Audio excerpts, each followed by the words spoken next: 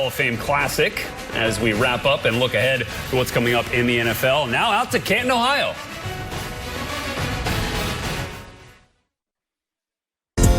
Can the redesigned Morehouse Tigers upset All-American running back Jada Byers and powerhouse Virginia Union?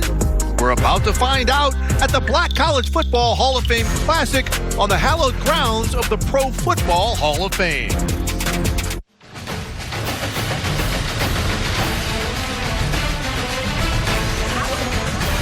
All right, welcome to the 4th annual Black College Football Hall of Fame Classic here on a humid day in Canton, Ohio.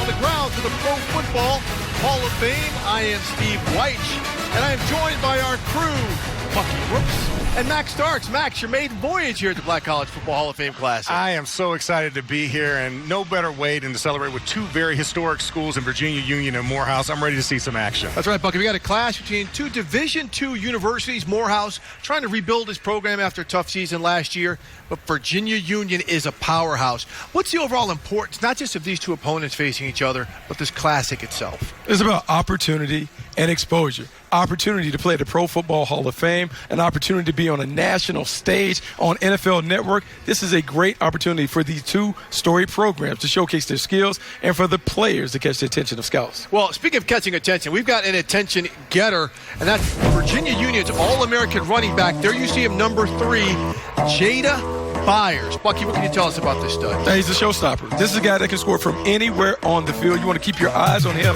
at all times. This guy is remarkable in and out of cuts. Does a great job of making it happen. 1,900 yards a season ago, 19 touchdowns. He is someone that can put the ball in the paint. Keep an eye on number 3. And for all greatness that he is, you can't be great without a great line. And one of the things, the escort service, Justin Meeting Company, the senior All-American as well, on that line. And remember the mantra, guys, no line, no shine, that Jada Byers like to go by. Spoken exactly like an offensive lineman, Max. Look, for Morehouse to have a chance in this game, they've got to score some points as well, Bucky. And then their quarterback is going to be Derek West right here. What can you tell us about the transfer from Long Beach, California? Well, so look, he came into his own. He did really a good job in the spring. He was embroiled in a competition, won the competition, and what they want to see, because both guys will end up playing, you want to see him manage the game. Can he take care of the football, get the ball out to the playmakers, and allow this offense to retain the balance that they want? Because if they can control the clock, it gives them a chance to win it in the end.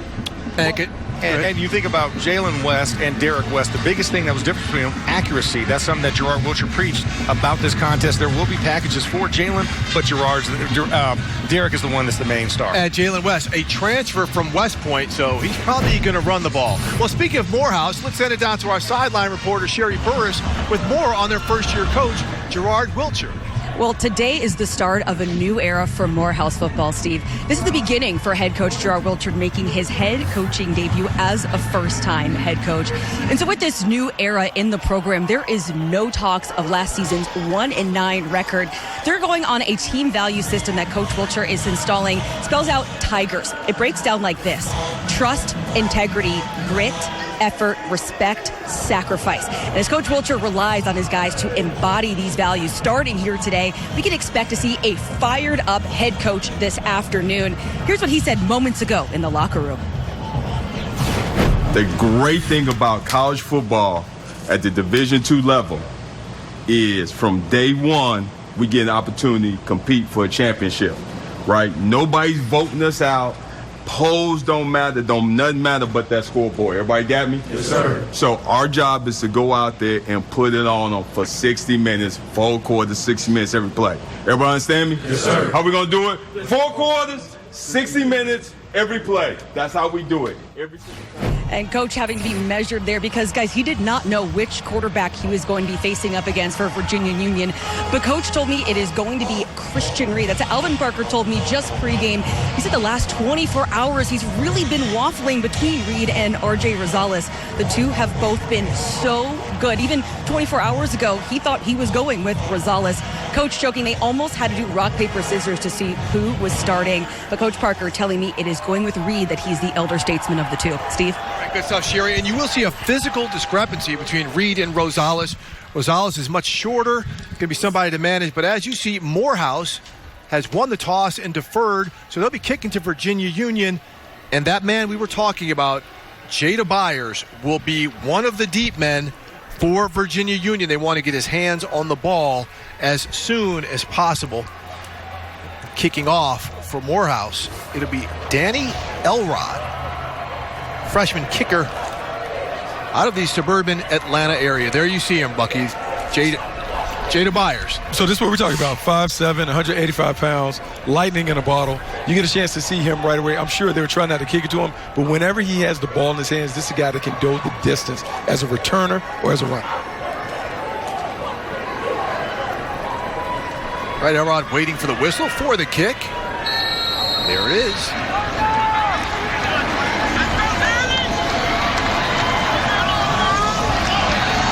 There's the kick. A short kick. It is away from Byers. Garrison Hand on the return. Sorry, on the left side. That's Larry Hackey. Preseason all-conference selection at wide receiver. There's a flag on the field. The return before the penalty came out to about the 31 for Virginia Union.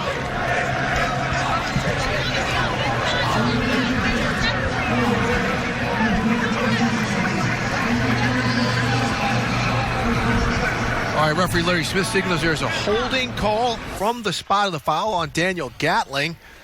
So Virginia Union will be taking over the 1st and 10 on about the 16-yard line. So, Steve, for people who are just tuning in to watch Virginia Union for the first time, you're going to see a team that really wants to dominate at the line of scrimmage. This is a run-first team, but they believe they control the trenches, they control the game. And you see Christian Reed lining up at quarterback, offset to his right is Jada Byers. Shotgun snap to Reed right for Byers. Swallowed up quickly at the line of scrimmage. Looked like Caleb Grant on that tackle from the line of scrimmage. Mac, you talked about the interior offensive linemen. They got stood up right there. We're going quick here, Virginia Union. Looks like we have about 2nd and 9, 2018. 2nd and 8 is the official tally. Hand off again to Byers. Off to the right side. All right, I mentioned it is a very humid day here in Canton, Ohio. If you look at the temperatures, it is 86 degrees, a slight wind, west-southwest, 11 miles per hour, humidity 54%. Guys, I hope you like my meteorological breakdown. There we go, right there. I do like that. The humidity and the weather will be a factor. First game for a lot, we see the conditioning be a factor. Okay, go 3-by-1 in the shotgun. Reed, he rolls out, he's a lefty, wide open. Number 14 on the reception, that's Michael Anderson from Richmond, Virginia, a junior with the first down. So what you like about this? So right away, you have a left-handed quarterback. You want to roll to the left, cut the field in half, making an easy read. Then you see the ball delivered on time, on target, first down. Talk about the throw and the catch. If you see who sealed off the oncoming rusher, it was number 3, Jada Byers, with a heck of a block on the edge on that rollout. All right, 1st and 10 on the 37-yard line for Virginia Union. Reed again gives the handoff. Jada Byers yet to get loose on the interior line of scrimmage. Looks like maybe he had one. All right, let's take a look at our impact players right here. Yeah, Larry Hackey, of course, we saw on the kickoff return, have a great return, of course, negated by the foul. Justin Meade, another guy that you want to keep an eye on. He pulled earlier on a counter play, so you expect him to be a big part of this lead offense. All right, 2nd down. 8 yards to go. Flags down again. So we got a penalty coming on that impact play you talked about on Morehouse. Keep an eye on 41, Dalen Land, inside linebacker, outstanding instincts and awareness. He's the traffic cop. He's the one that'll get everyone lined up, big-time playmaker. He's also an all-conference member in the preseason, so one of the bright spots on this new-look Morehouse team. Offside. Defense number 17 in the neutral zone at the snap. 5-yard penalty. 2nd down. And our lead official on the call, Larry Smith, a Big Ten conference official. Told me he lives in Leavenworth, Kansas. He's part of this crew, but that shortens the distance now. Bucky, this opens up some options. 2nd and short at midfield. What do you think we could see there? Because now the quarterback is under center for the first time, Christian Reed. Well, like shifting. This is shot zone. Middle of the field, second and short. Great time to take a shot down the field. Going to take a shot with Byers. There he goes. He bounces it out right. You see the speed, but there's the balance. There we saw some of the explosiveness because it looked like he was brought down about 5 yards before he actually advanced. And I love this. You've got a counter lead with a fullback leading the way, guard pulling around the corner to the right. Jada Byers, you talk about pinball quickness, and Jordan Wilson talked about this. You can't miss 4 tackles or else he's going to score. He missed 4 tackles there and got a big game. Max, you talk about the contact balance, the vision, all of those things make Byard a very special playmaker. All right, now in at running back, Curtis Allen. As Reed drops back to pass, he is under pressure. Big number 96. Maxwell Martin. Great play by Maxwell Martin at the point of attack. Whips his man at the point of attack. And you just see it. They want to take a shot. We talked about the middle of the field being there. This is just a great power play at the point of attack. Gets the sack, backs him up. Second and long. Turn protection. You got to have the tackle go with him. You saw Justin Meade turn to the right, give a hand. You got to bring that tackle with him. All right, so now it's about 2nd and 18 for Virginia Union at midfield. And there you got number 17, and once again, jumping offside.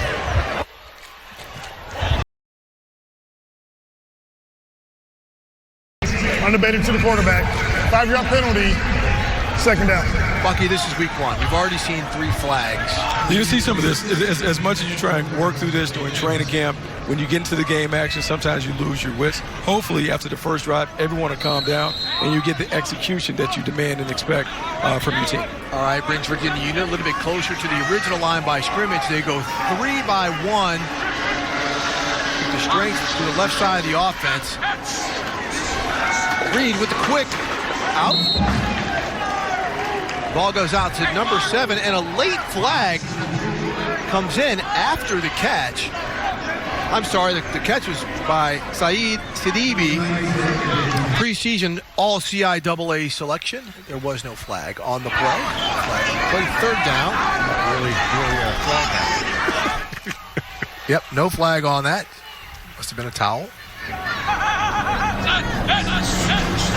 Reed drops back again. Good protection from the offensive line. And there's Hacky Max on the catch again for the 1st down. What about the play design, the fact that Hacky has really stepped up? Well, I really like the fact that you're getting a quick game out there. Larry Hacky is not the tallest of guys. He comes in at about 5'9", but he's just one of those guys. He's really technical at running the routes and gets wide open on a nice little comeback route. Yeah, what I like about that, you talk about the quick game, protect the offensive line. Don't expose them early. Everyone's hyped up. Let them settle in. Get the ball out of the quarterback's hands quickly. Stay ahead of the chains. Okay, Reed going under center as they go into the I formation. Rarity. You see in college football today. Takes the snap, fakes the handoff. Wide open on the outside. Number 15, Fleming, the tight end. You're gonna hate that. Corey Fleming. He's gonna kick himself in meetings. Christian Reed for missing the layup. This was a perfect route. Little post with a wheel coming out from the tight end, wide open. This is how you diagram it. It's exactly what you want when you talk about having an opportunity to create a close point. And you saw the emphasis on Jada Byers and allowing Corey Fleming to have that route concept wide open, but just can't put it on the mark. All right, so 2nd and 10 for the Panthers at their 30-yard line. Back in the I formation with Reed under center. Man coverage looks like on the outside. Virginia Union goes too tight. Motion coming across.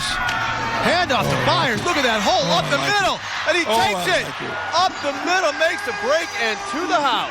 Oh, you like this. We talk about, man, it's 22 personnel, 2 tight ends, 2 backs, 1 wide receiver. You send the receiver in blur motion, meaning right at the snap, he's right behind the quarterback. He diverts the eyes and attracts the attention of the Mike linebackers. Now you just run a little inside zone play, folds around, hits up inside, and this is what we talked about right at the beginning. His ability to take the distance from anywhere on the field. Number 3 is a special playmaker.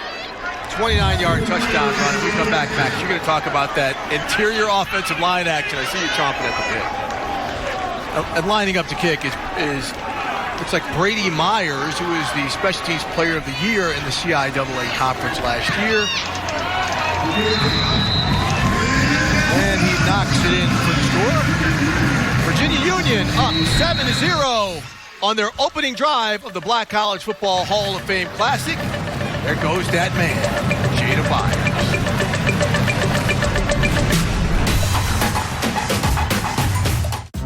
Here at the Black College Football Hall of Fame Classic in Canton, Ohio, at the Pro Football Hall of Fame with Virginia Union leading 7-0 is that man there, Jada Byers, scores on a 29-yard touchdown run on the Panthers' opening drive.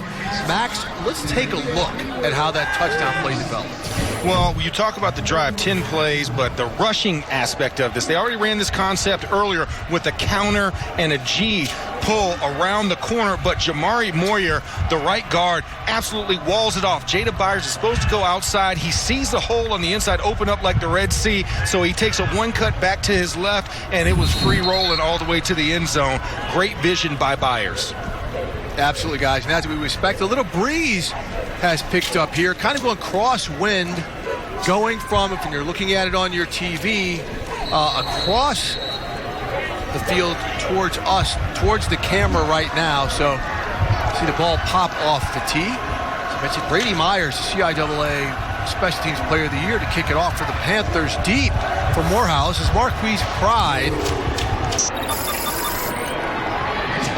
Pride takes it at about the 5. He has room around the right side. Makes no helmet. We have flags all over as Larry Hackey has no helmet on. Still hustles to make the play, but I am sure there is some type of infraction involved with that, as there are 3 yellow hankies on the field. I appreciate the effort. I appreciate the effort with the helmet not on. I mean, I appreciate him being a tough guy, trying to go there. But I think normally when the helmet goes on, this guy's supposed to stop play. You're supposed to stop play. You're not supposed to go to. But I appreciate the tough guy stuff. Back in your day when y'all were playing with those leather helmets, Steve, I'm sure that was okay. Two bar face mask. During the play, unsportsmanlike conduct, kicking team number 11 for playing without his helmet, 15-yard penalty added onto the end of the run, first down. So here it is. Let's watch it from the start as Pride takes it, cuts right, and you'll see Hackey coming in full of Gronkowski style with no helmet, and he is penalized 15 yards. So it's going to give Morehouse ideal field position on their opening drive. Look, he'll get a penalty, but the coaches love the effort. The fact that he kept going, you want to see that. You coach guys the effort to play through the play. I like that. 15-yard penalty, you don't want him to play from a safety standpoint without a 7, but I love the effort. Yeah, that won't make the NFL's way to play, but we can appreciate it. We can give him kudos. All right, Morehouse coming right up to the line of scrimmage. Derek West, a left-handed quarterback, comes out in the shotgun. Long Beach Community College in California. Won the starting job in the spring. Ball on the ground. Number 5 for Virginia Union with the recovery. Love it. Love it. Oh, man. That hurts, man. Oh, man. This is exactly what Morehouse did not want. A team that only scored 10 points a game last year. You're trying to jumpstart the program. You're trying to get this offense going. Simple handoff. Ball is handed off. Just knock the ball loose. Punched out by number 9, Isaac Anderson. And then Burton, a preseason All-American. I know we've been talking a lot about Jada Byers, as we should. But Amani Burton, another preseason All-American, on the recovery. Oh, look at the shed and the punch, Max. I mean, it was just a great movement. You get a stalemate on Camden Dobbs, the right guard, number 71 for Morehouse. And then Isaac Anderson just reaches in with the club. Ball security is key. I know it's the first game of the season, but that's something you just can't have. You have to have ball security. So 1st and 10 on the 33-4. Virginia Union. Christian Reed back out at quarterback. Fakes the handoff. Jailbreak sets up the screen. Good play. Red. Daylon Land read it, and with the big hit. What I like about it, Morehouse got a chance to respond right now. Antennas up for a shot zone. They bring pressure. Blitz up the middle, sitting on the screen. Land right there to make the play. Nice down for the defense. Yeah, we call that seek, sift, boom from the linebacker position. You seek it out, you go and you put them in the crosshairs, and a great job to secure the tackle. All right, loss of 1 on the play, 2nd 11. Reed in the shotgun. Motion coming across from Sidibe. Reed sets up, gets the ball out to his tight end, Kalen Carver.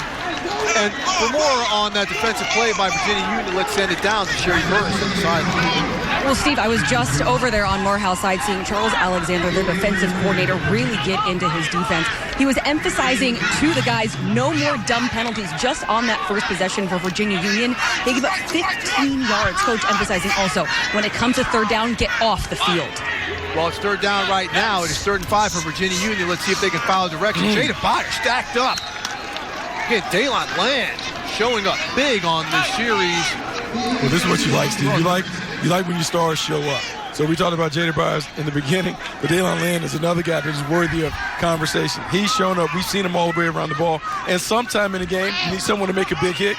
41 was there to make that. And without hesitation, guys, Virginia Union sees where they are. And even though they've got a standout kicker in Brady Myers, they are going for it on 4th down. Looks like 4th and about 3 from the 26.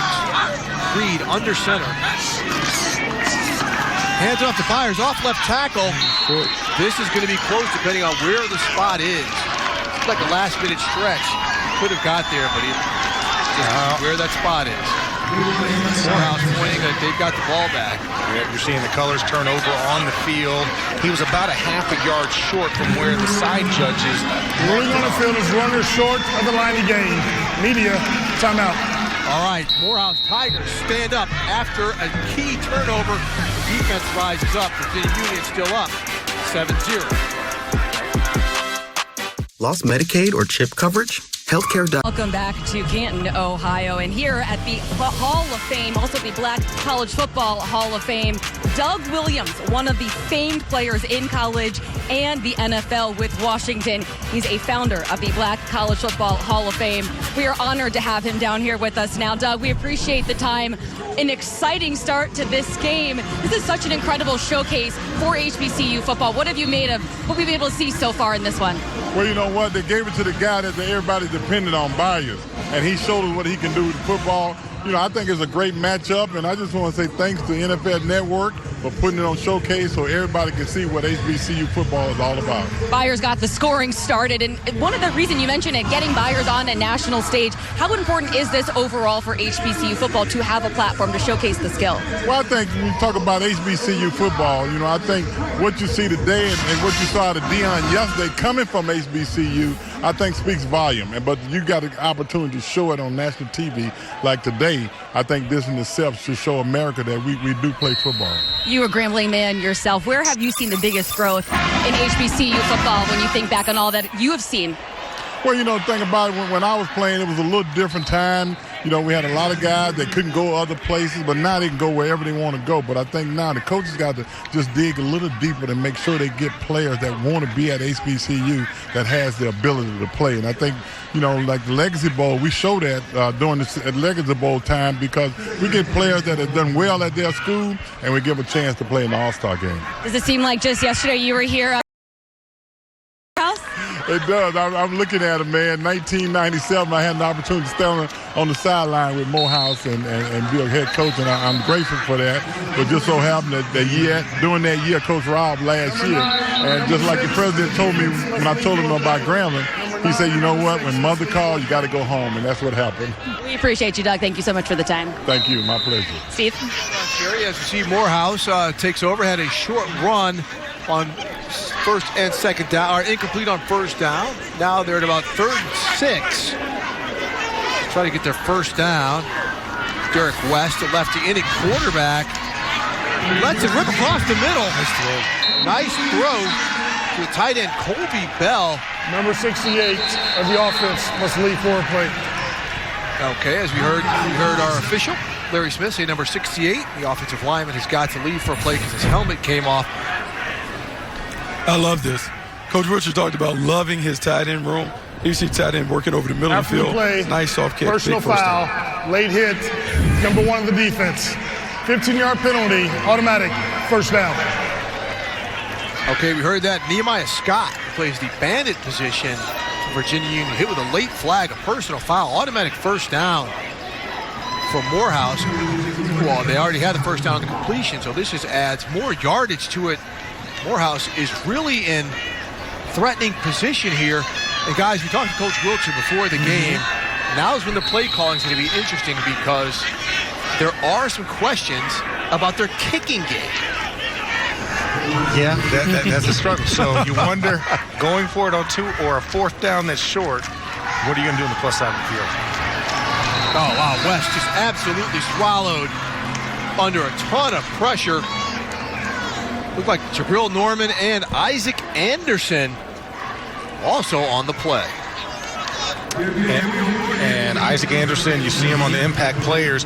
This was what Coach Alvin Parker described as the best defensive lineman on the team and the heartbeat of this team. So a lot goes through him. He came out earlier. His helmet flew off, but obviously his impact is always felt when he's in the game. All right, Derek West throws it sidearm shot. Completed right side. Swing pass right there. Yeah, you like that. Get the ball out pretty quickly. What I do like about what West is doing is he's taking all of the options in the route, hit the little back on the swing. Gotta like that. Nice and easy toss. 3rd and 10.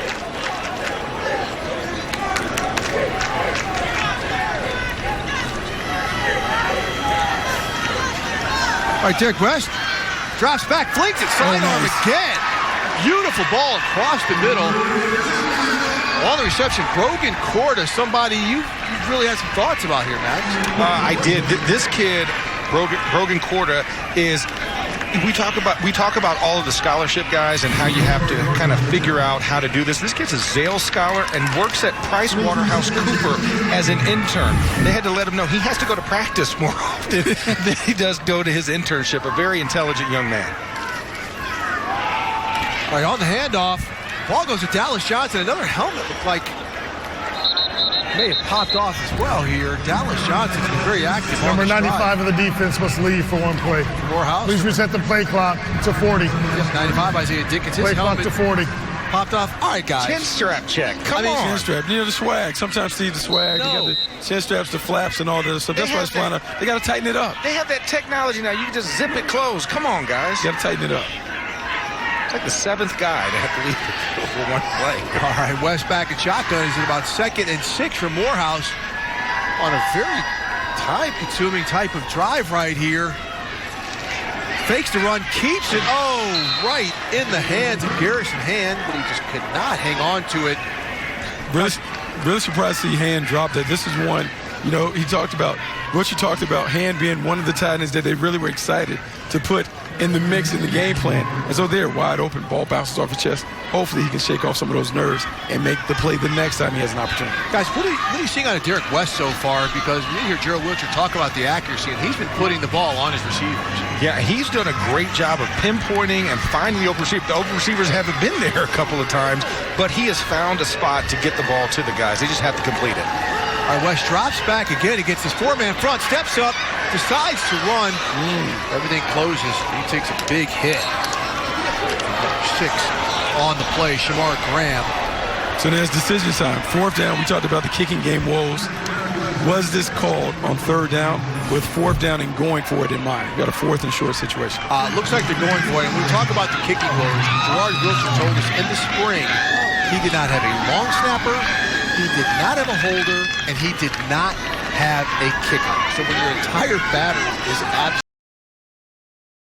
job. Remember, Gerard Wiltshire was hired in February. Yeah, that's tough sledding. You spend your summer finding something worth the special teams. Big 4th down here for Morehouse.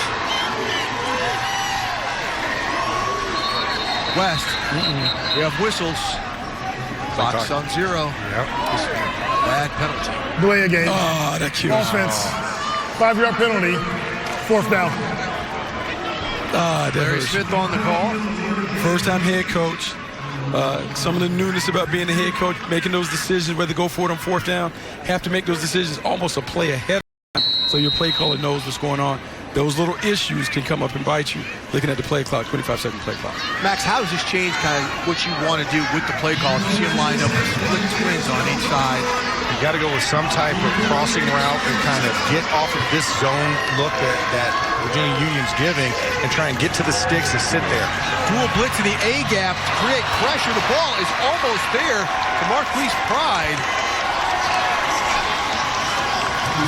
Tight on defense. William Davis playing the Panther position in that nickel coverage. So what you like about that? Virginia Union had to get out of there. All-out coverage, zero blitz. Forced the ball out of the quarterback hands. All right, Virginia Union stands off a drive. Still leads 7-0 as the first quarter winds down here at the Black College Football Hall of Fame Classic. I can't congratulate you enough for the reasons that it means so much to me. I'm a product of Virginia Union University, but for Virginia Union, I wouldn't be here in this capacity. I might not be here at all, because they provided opportunities for people like me to get an education when others didn't think it possible. Same kind of could be said for the opponents on the field that they're playing today.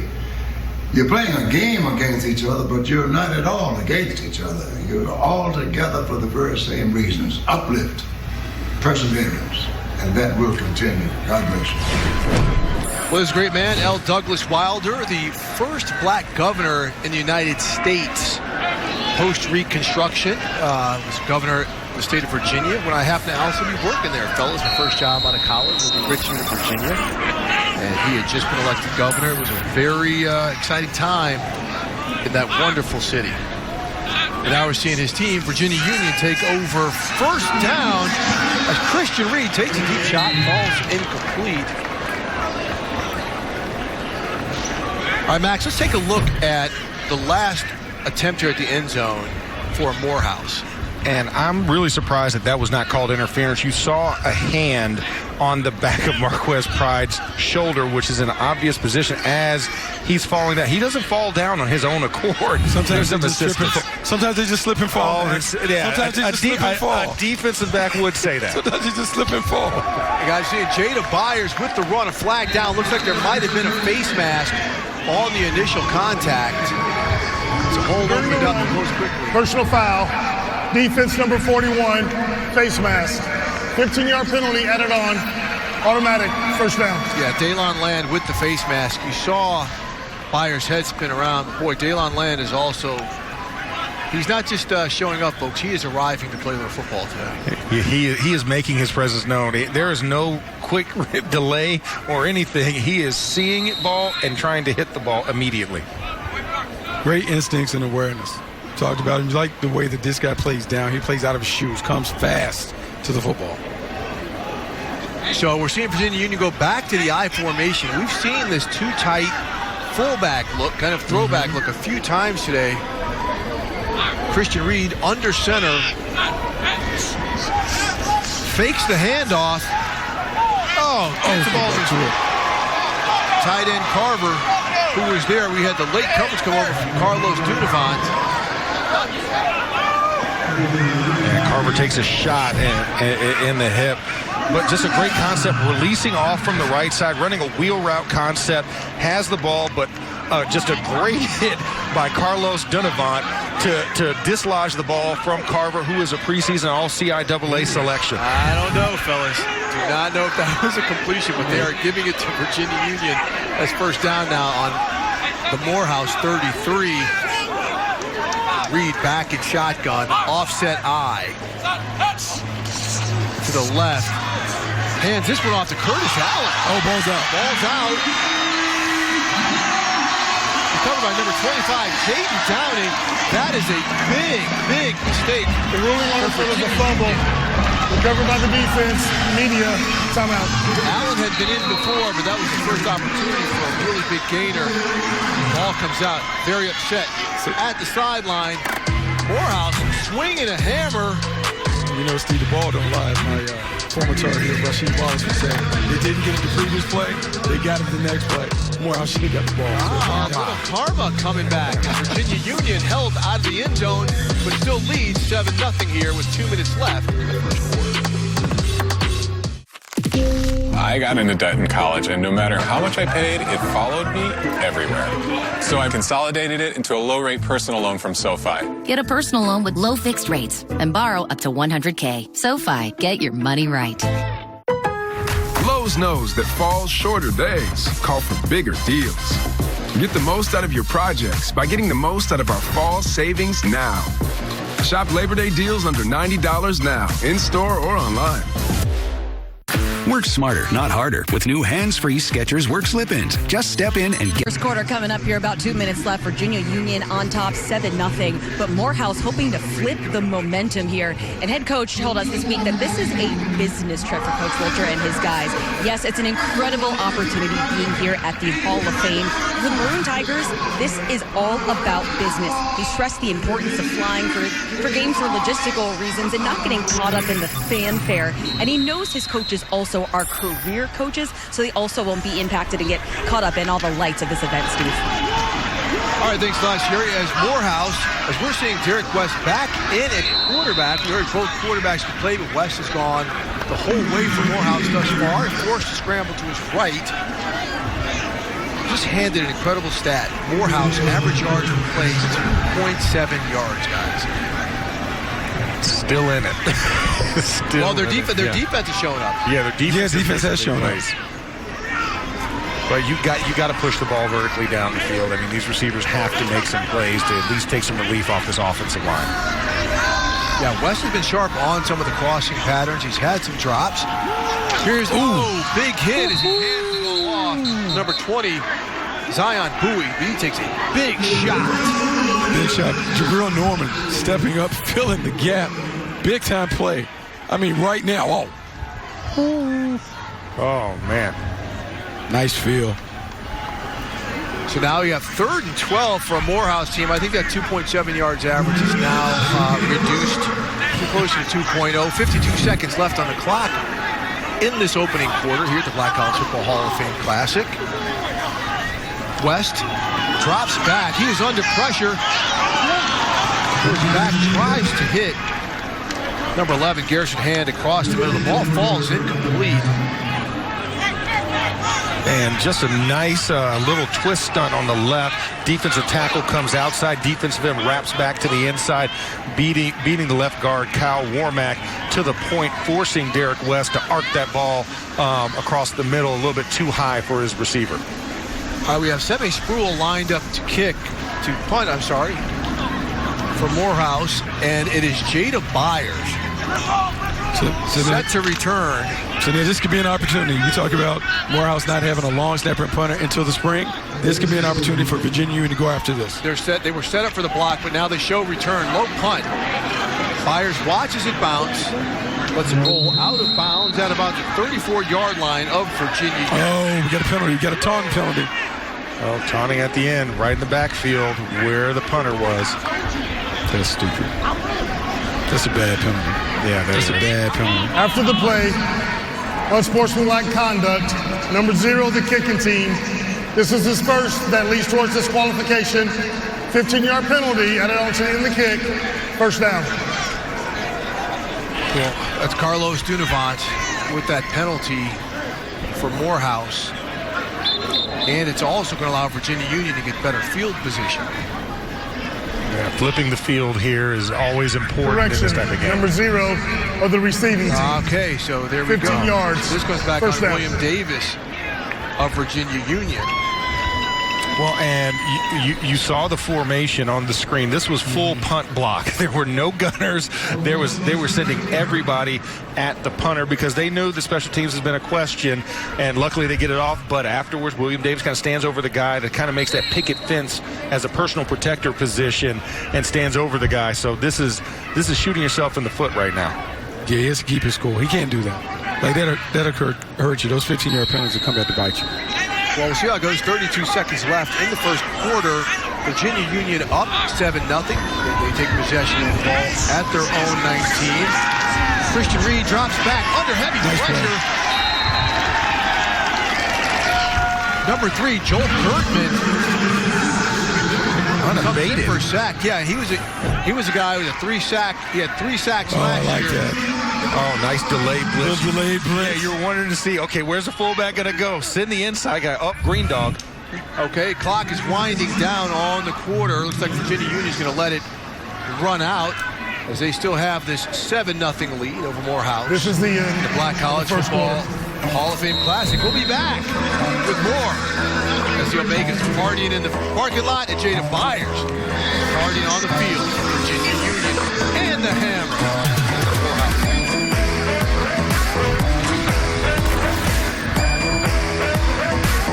In this market, look at Virginia Union All-American running back Jada Byers. As advertised. As advertised, he's been bottled up by a Morehouse defense that's showing up. Yeah, the Morehouse defense has shown up. We see him leak out for this big touchdown run. But they've done a really good job of kind of keeping him contained, not allowing him to get to the next level. But, you know, it's only a matter of time before he busts one. And that's the big thing, Max. When you see yards like this, that's big hitters. That's 50 and 60-yard runs over and over again. That's the sledgehammer right at the heart of a defense, and then you see this kind of happen second halves of games where you break the will of a defense. But right now, Morehouse has not been deterred. A lot of perimeter edge pressure coming at Virginia Union, and able to bottle things up for right now. And you're seeing it give him kind of a five-man front look. Byers offset to Christian Reed as Virginia takes over to start the second quarter.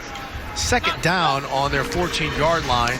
Byers on the handoff, takes it left. You see the shift. It's run deep into the backfield. Looks like ball comes out. Looks like the ball is out. Morehouse is signaling that it has the loose ball, but he may have been down. Looks like another helmet popped off of the player also. Oh. Late flag. He might have a helmet off. Running on the field, his runner was might down. have a helmet off. Second down. Looked to be a Morehouse player. Morehouse player may have taken his helmet off. That could be a 15-yard penalty. The ball did come out. Okay, Larry Smith, our lead official, will explain this flag to us. Yeah, Caleb Grant went out. There's no foul for number 6, his helmet coming off. He just needs to leave for one play. Okay, there's our clarity, no penalty. So we have had 8 penalties thus far in game 4 on each side. Seems like an awful lot more. Virginia Union now 3rd and short. Christian Reed has been in at quarterback the whole time.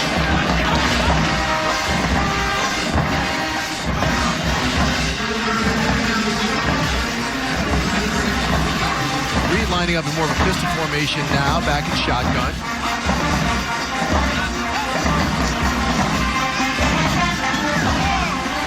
Wide open, a beautiful ball by Reed, connects to number 81 on the catch. That's Ricky Key.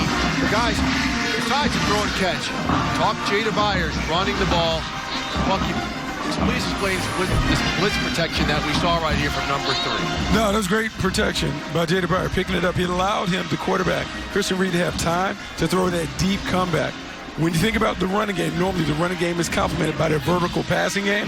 As Virginia Union tries to settle into their identity, running the football, we'll see more of those big shots down the field. All right, 1st and 10 on the 46 after an excellent pass.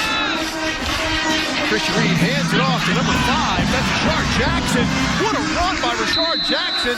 Looked like he was going down early, showed a spin and great balance. Very Jada Byers-esque.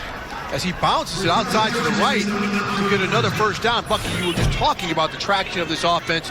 This could be an example of them getting something going. Well, Max knows this. Sometimes, man, when your offense is struggling a little bit, you got to go back to who you are. You got to get back to the running game, and that's what Virginia Union is going to do. As Reed drops back to pass, just as you say that, takes a shot downfield. A little off the mark as he wants to go back to Ricky Key on a quick hitter. So we're seeing Virginia Union, Max, they're not going hurry up, but they're going no huddle. What does this type of tempo do to an offense to get its rhythm and then do to a defense on a warm day like this in week 1? Well, for a defense, it forces you to have to stay and kind of show what you're going to do because the personnel group doesn't change. So you can make a lot of quicker decisions, and you also tire out those big guys if you get a mismatch of personnel. All right, 2x2 split receivers on each side as Christian Reed is back in shotgun on 2nd down and 10. Drops back to pass. Oh, takes a big hit. Another helmet comes off on the play, but that was a huge hit by Didier Adebu on the play. Watch this big hit by Adi. I mean, that's nice. Just look, he stemmed inside. Just a nice little pirate stunt. Didn't move. Got inside the crack, and had a one-on-one free run to the quarterback. And turn pro. This is where you get those sideways holes, and Adipu just sneaks in there and just delivers a wallop. All right, it is 3rd and 17 for Virginia Union. It takes 2 steps forward and 2 steps back. Reed calls the timeout. Sees the play clock go down to 1, realizing they could not get the play in. Timeout. So we're going to break right now as we're just seeing a truncated offense by Virginia Union, stout defense by Morehouse. Right back. UU up 7-0. It's all about the pursuit. In the pursuit, you find Warner sits down with reigning Super Bowl champion Patrick Mahomes. It's the 2-hour game day season preview show presented by Lowe's, starting at 8 p.m. Eastern, only on NFL Network. All right, 3rd and 18 for Virginia Union. Christian Reed under a ton of pressure. Flips it back to number 16 on the reception here for Virginia Union. And Nair Morgan. What about this play, Bucky, where he looks right? Blitz. All out blitz. Trying to get him off the field. 3rd and long yardage. Sometimes you bring out all out protection, get the ball out, then just rally and tackle. All right, seeing Virginia Union line up to punt. Guys, Morehouse's defense has been absolutely outstanding, other than that opening drive for Virginia Union, which went out and scored on that big Jada Byers run. Well, you could see Gerard Wiltshire and Charles Alexander coming over together from Lehigh. That influence on this defense, being aggressive, mixing up the coverages. You see some quarters, you see some man, you see some two-man trying to confuse the quarterback in Christian Reed to try and get the ball out quicker, but also bringing a lot of pressure. We've seen some zone dogs, we've seen some pirate stuff, we've seen some stunts. It's been great. All right, Marvin Holmes with the punt, but Morehouse will take over when we're back. Virginia Union up 7-0.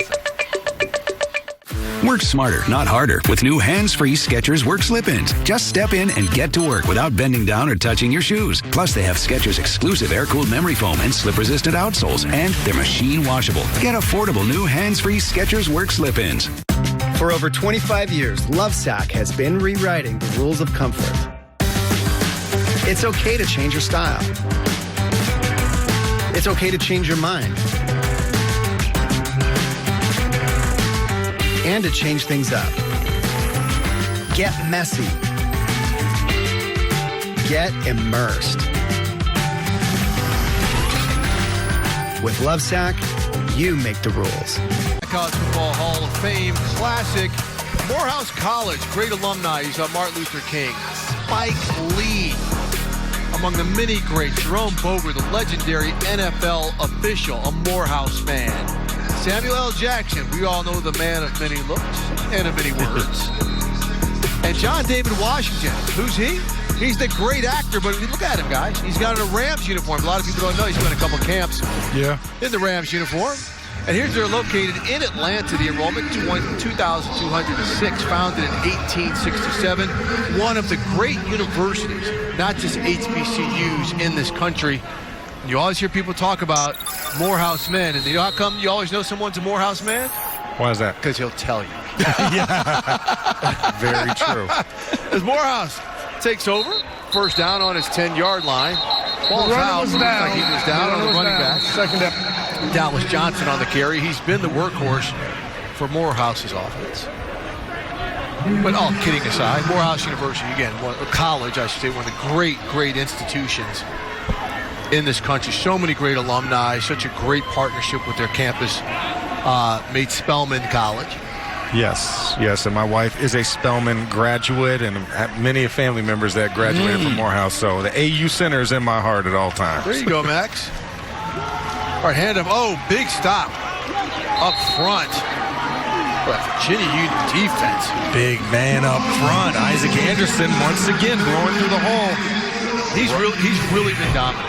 Yeah, Isaac Anderson at the nose position just splits the double team between the center and the left guard, and you see just pure violence at the point of attack. This guy, I can't say it enough. Coach Alvin Parker talked about it. He is a guy who is the heartbeat of this team. He's a funny guy. He keeps the team morale very high, but also an explosive player on the defense. All right, Derek West takes the snap and shotgun. Under pressure, floats it out. Dangerous throw. He attempts to try to get the ball to Brogan Corda, but wow, that almost went the other way. Had it hung in the air for another split second.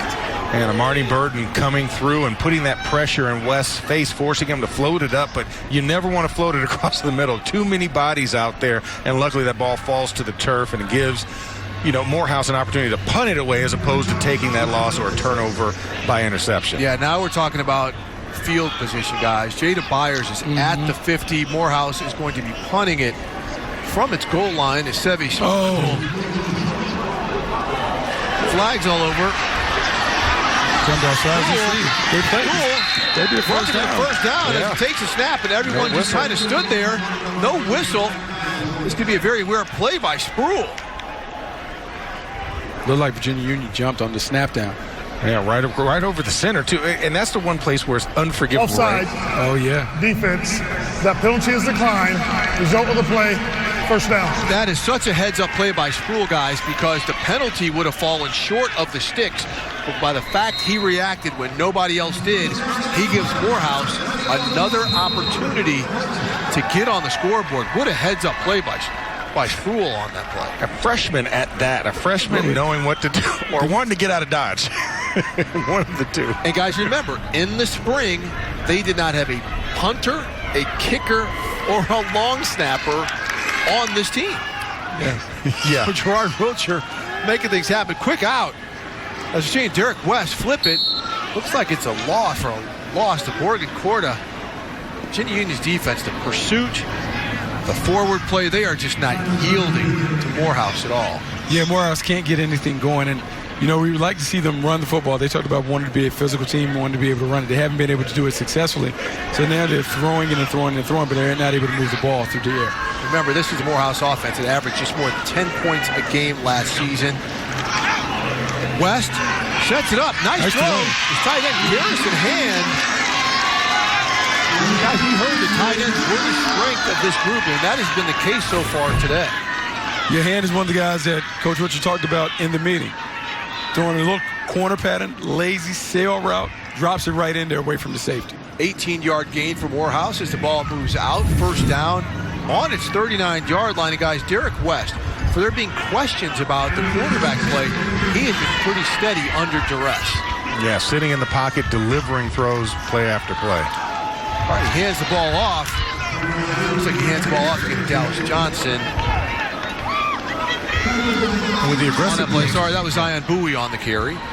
Well, and with the aggressive nature that Virginia Union is playing, the draw game right there is showing that you can create lanes if you allow the pressure up the field by the down defensive lineman, because you see the linebackers kind of playing off the ball in passing situations, trying to distort the windows for West.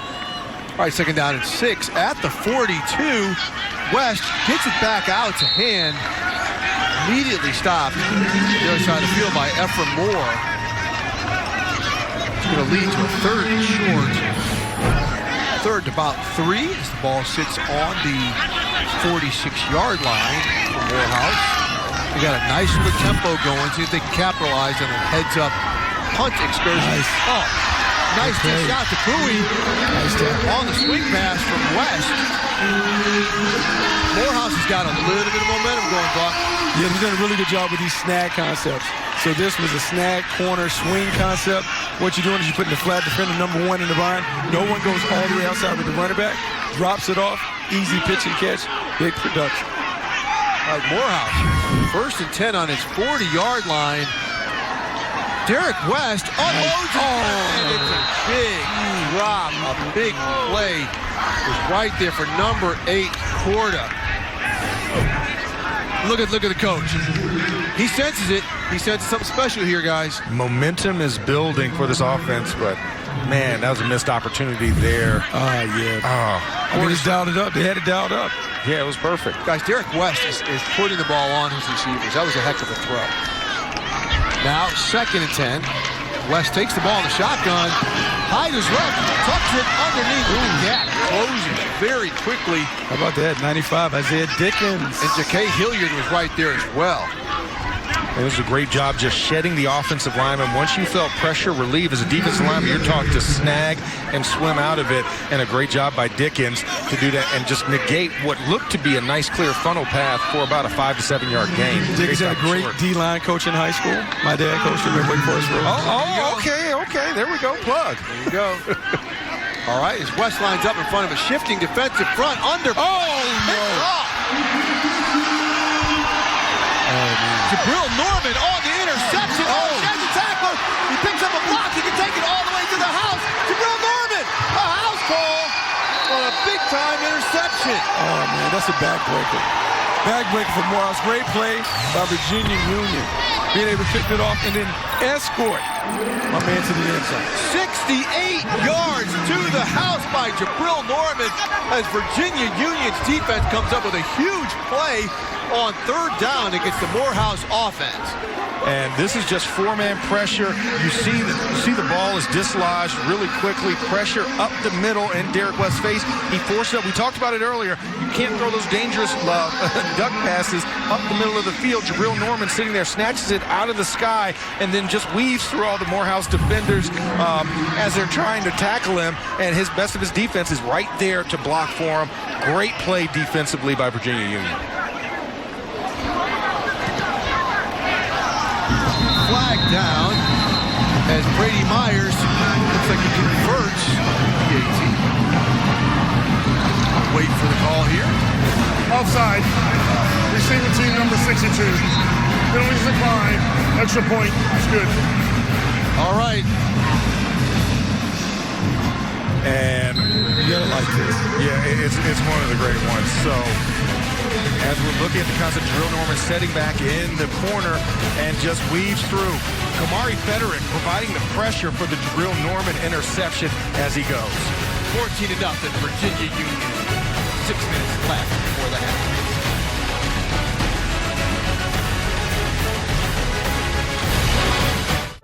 Not just a game, it's the bands. It is an event. And this is why HBCU football is so special. And here's another reason why HBCU football is so special. Max, break down this pick six here. Well, four-man pressure. Kamari Frederick, the freshman, whips the block of Warmack, and then that pressure forces Derek West to throw the ball in the air. We talked about lofting it across the middle. Jabril Norman sitting back in a soft zone, picks it off, and then weaves all the way 68 yards for the pick six. Tremendous play by the defense. And Virginia Union really needed to get something going. This is a team that was heavily expected to dominate this game. They've been stifled by a great Morehouse defense. And now their own defense, Virginia Union, makes a play as she gets ready to kick this ball off. Pride takes it at about the 8-yard line for Morehouse. He's got a huge lane running up the right sideline. The whistle blows. Signaling he stepped out of bounds at the 26. Oh my goodness, guys. He had a pathway and a lot of green. Oh, the back door. Because as you saw, the kickoff return was setting up. Timeout for an injury. Got an injury timeout on the Morehouse side. So close. See this? So close. Oh, man. He had a lot of green in front of him. It looks like number 4 was down on the play. Tyler Davis, defensive back for Morehouse on the coverage unit. Or on the return unit. Looks like it might be a cramp. Hopefully it's just a cramp.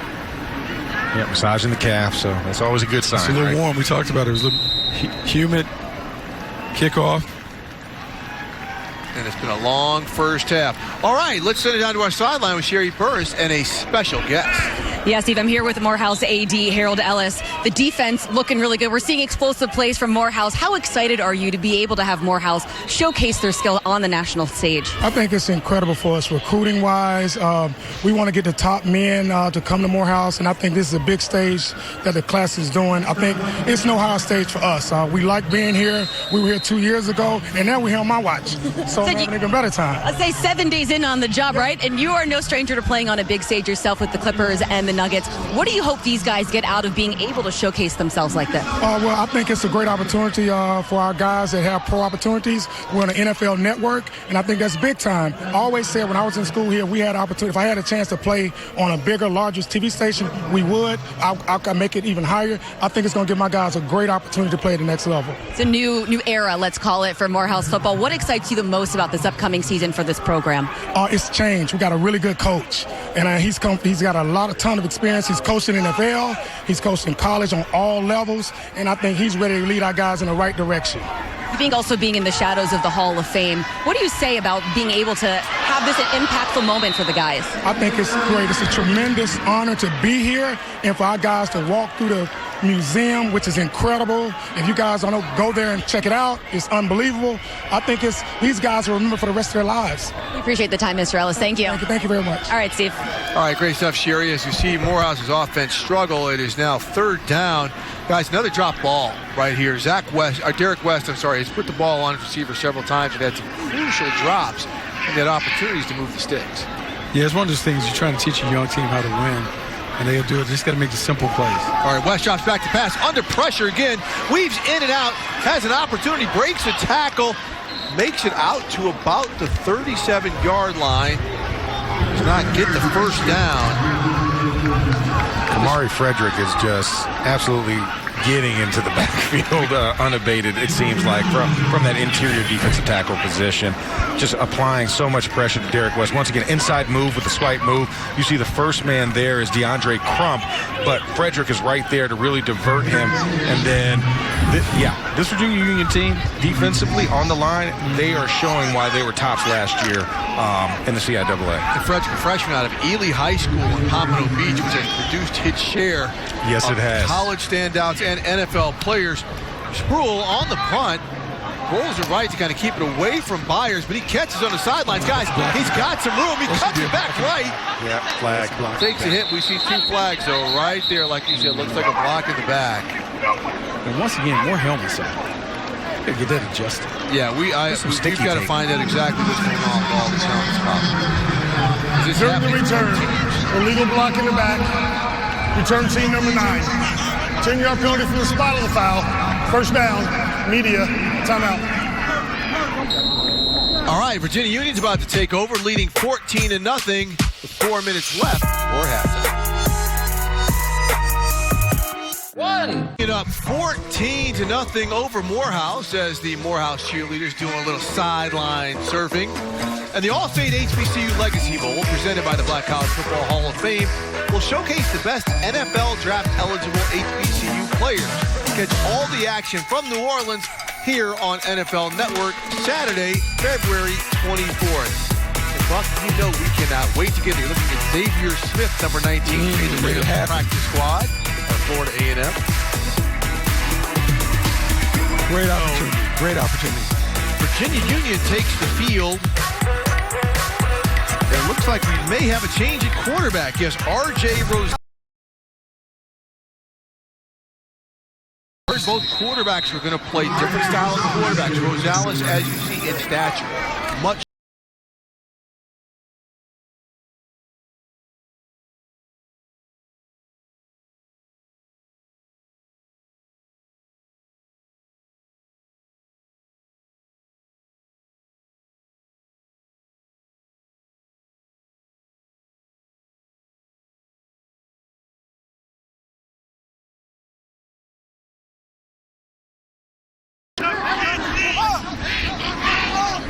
Here's Rosales right here. Hands the ball off to Byers. Again, he bounces it outside, tries to showcase the speed, but look at the Dunavant to chase him down from the backside.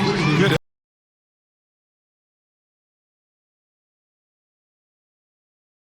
Third down situation. Rosales will have to make a play. This is great effort from the backside. Great effort. And a great block on the front side. Justin Meade just clearing out the defensive end. But like you said, backside pursuit is where it hurts you. You got to have somebody coming back to seal off the edge. Here's Rosales in a situation where he may have to make his first attempt as the play clock winds down, trying to get his teammates set. Change of quarterback here. Rosales hands the ball off to Byers. Again, nothing doing from that from that Morehouse defensive front. You know, Morehouse defense has done a really good job keeping this team in the game. With the exception of the pick six, this defense has held strong since the early part of the game. You're hoping for something before the half to give this Morehouse offense, give this team a little life going into the half. Guys, Bucky talked about it. The quarterback switch right there at this point in the game when you're backed up on the negative side of your 50. Well, just when you had an opportunity to kind of maybe put some more points on the board, make it a 3-score game, you change the quarterback. Quarterback's been cold after sitting on the bench for a quarter and a half. And like you said, all he did was just hand the ball off for 3 straight plays. And you can see Christian Reed from our vantage point just sitting there on the sidelines. It's not like there's any other issue behind it. Marvin Holmes bobbles the snap and it gets off a low kick. Morehouse is going to get the ball in very good field position on its 40-yard line. Look, the NFL is back with unbelievable moments, and you can't make this stuff up. The 2023 season starts when the Lions play the Chiefs at NFL kickoff, presented by YouTube TV. Watch live September 7th at 7 p.m. Eastern Time on NBC. That's right, guys. We're here at a college football game, but the NFL kicks off for real this Thursday. The potential burner with the Lions and the Chiefs. And guys, we can't sit here and say the Lions, are these your grandpa's Lions anymore? No, you can't. I mean, this Jared Goff and company, you see the draft that they have, Jack Campbell, Aiden Hutchinson on the defensive side of the ball being difference makers. All right, Morehouse takes the ball, hands it off, and we're looking right now. What a fantastic play. Another backside play. This is Isaac Anderson. Yeah, backside swim move. This is an NFL type play. You have to be able to swim to the backside, strafe down the line of scrimmage, and make the play. So backside plays are aplenty. Isaac Anderson over the right guard and just makes an absolute dart of a play for a 0 gain. One thing about Isaac Anderson, his effort, man. He's a red line player. All energy, all effort, all day. All right, 2nd and 10 for Morehouse.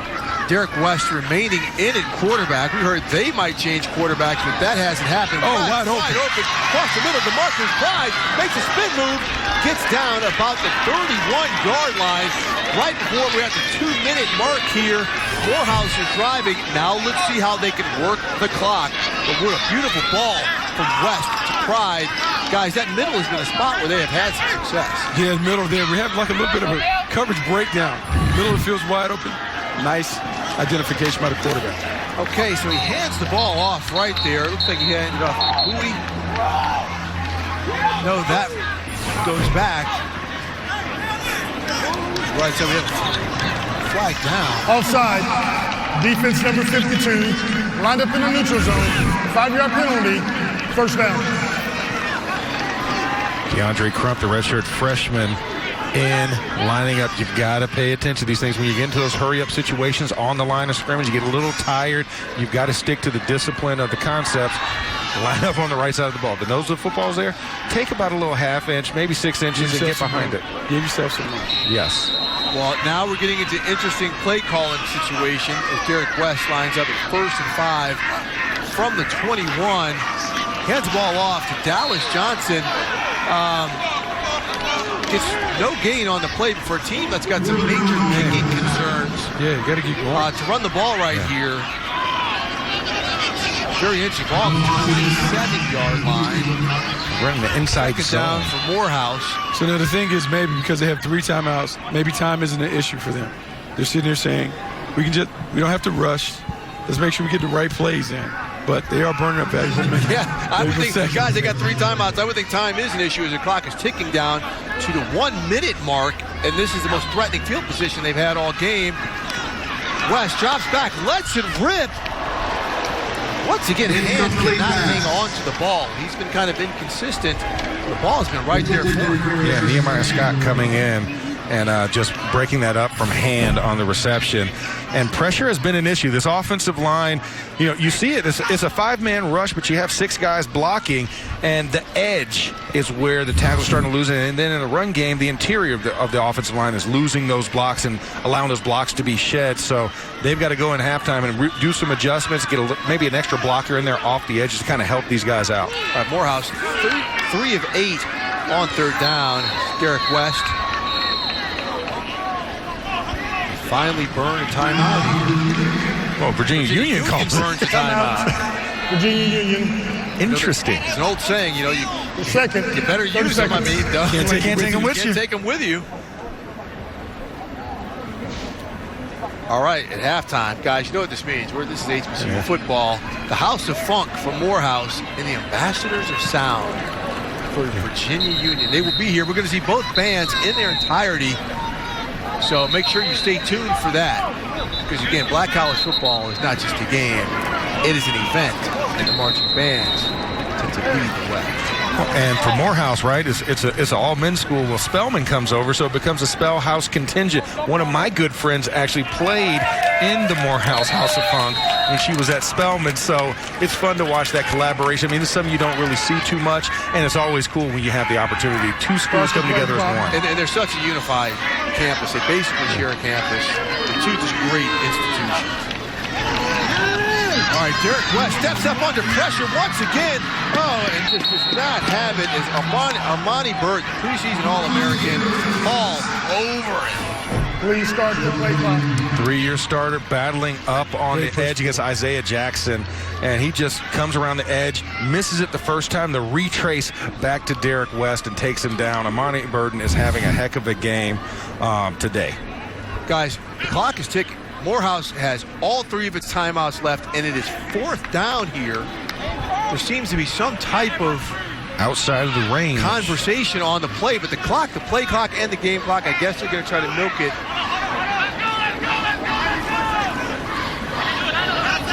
Why not burn a timeout? Play clock down to 2, down to 1. What are we doing?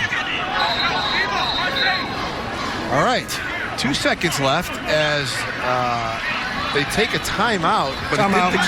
Morehouse. The first of the half. It'll be 30 seconds in length.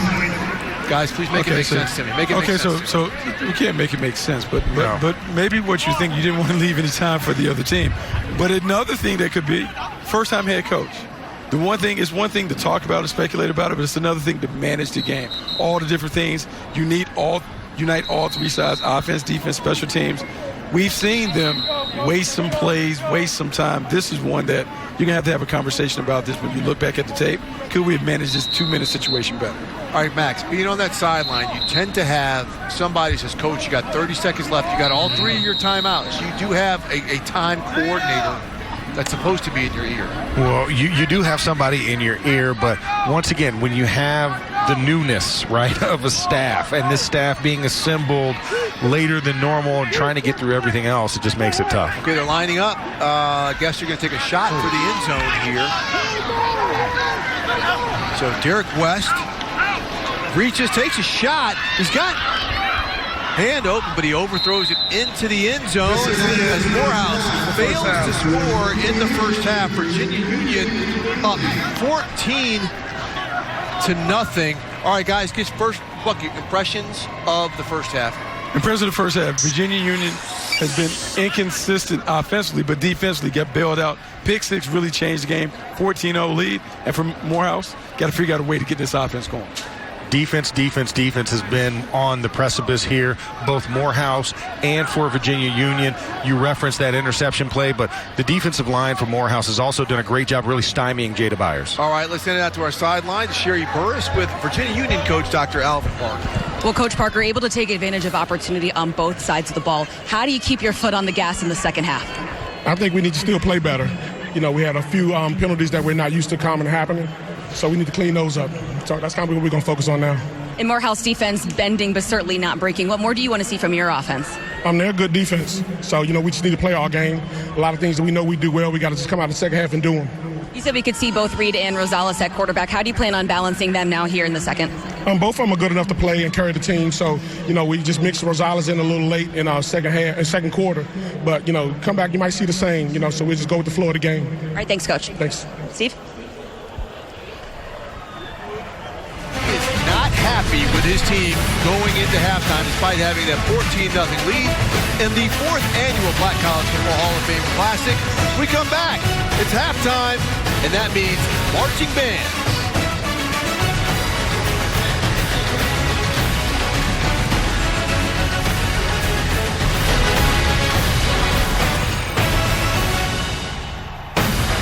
When moderate to Ohio for the Black College Football Hall of Fame Classic. Right now at the half, Virginia Union up 14-0. And without further ado, let's get you to public address announcer Ronnie Duncan.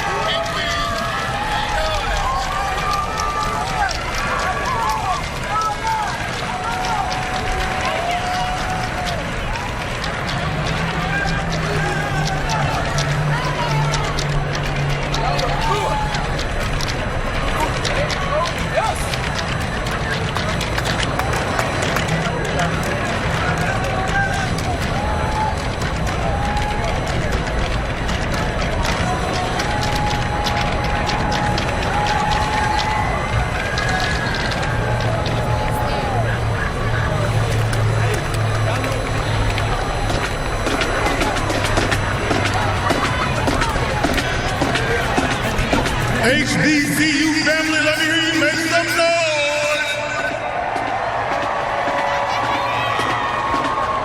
The Morehouse band commercial is over. Now, halftime can officially begin. Ambassadors of Sound, let's do this.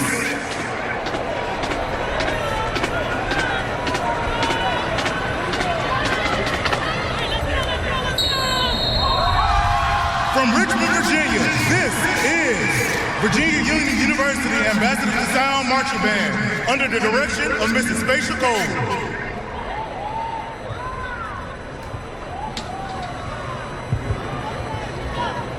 Mr. Maroon, Curtis Sanders, Mrs. Steele, Jamal Johnson, and our head drum major, Mr. Ambassador, Maurice Sounds. Drum major, it's showtime.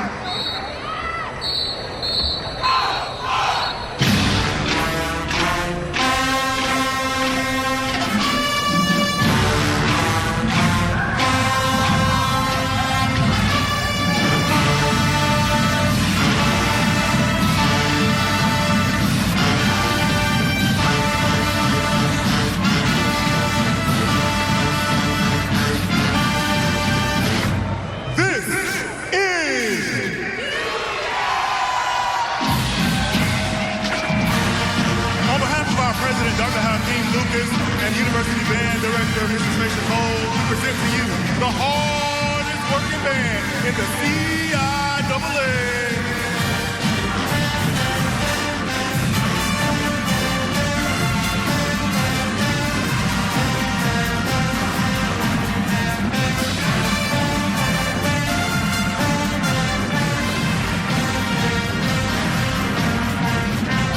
Drilling with precision and style to the OJ's Love Train, featuring Maroon elegance.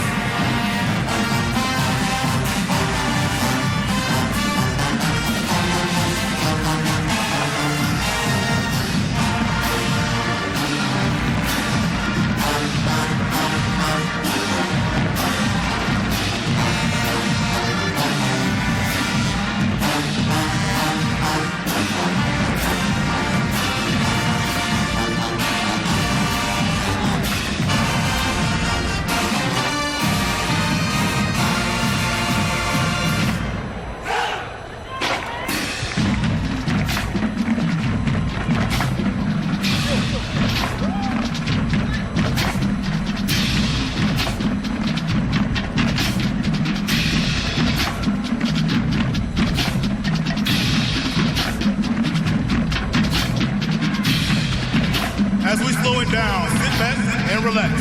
Welcome to the AOS Express.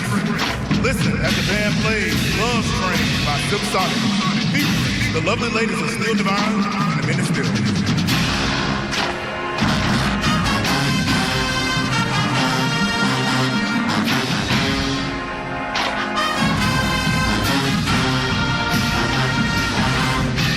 Sing along.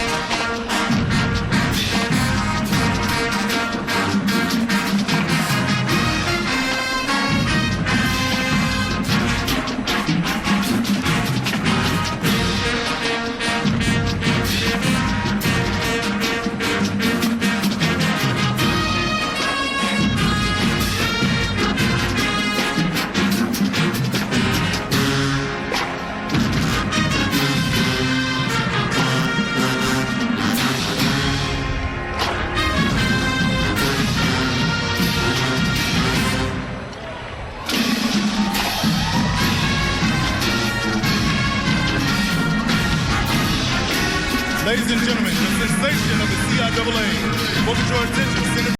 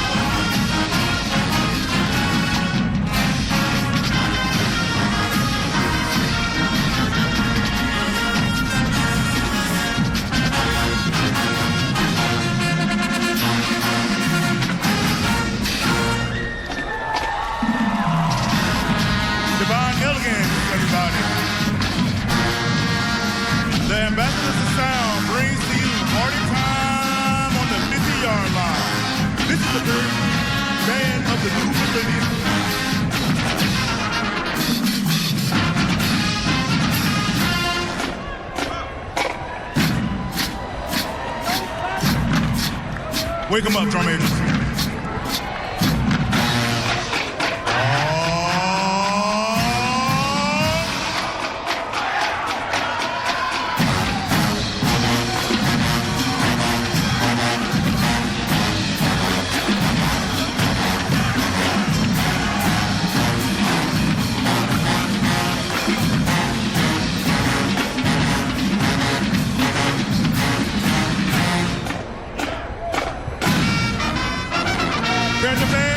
This is for you.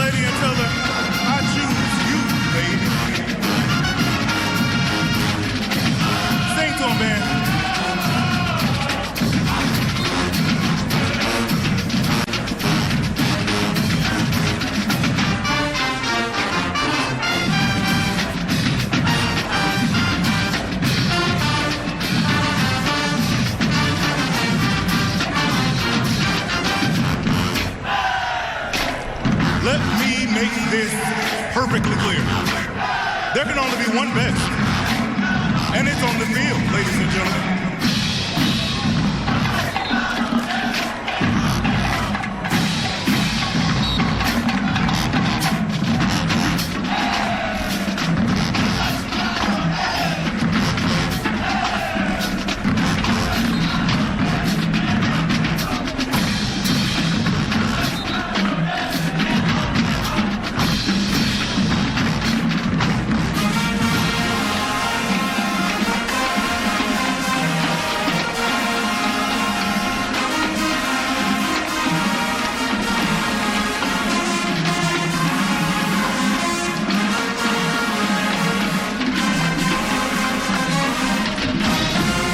On behalf of our director, Mrs. Facia Cole, we would like to thank Tom Benson Stadium and for your hospitality. This has been a Fade the Musical production. Union fans, let me hear you say, Union! And here we are. We'll be back with the Black College Football Hall of Fame Classic. We will bring you the second half after this. Nothing feels better. 2 yards. Puts in favorable position. West lining up shotgun as he has all game. From the hash, hands this one off. Zion Bowie, left tackle. We wrapped up pretty quickly there by that Panthers defensive front.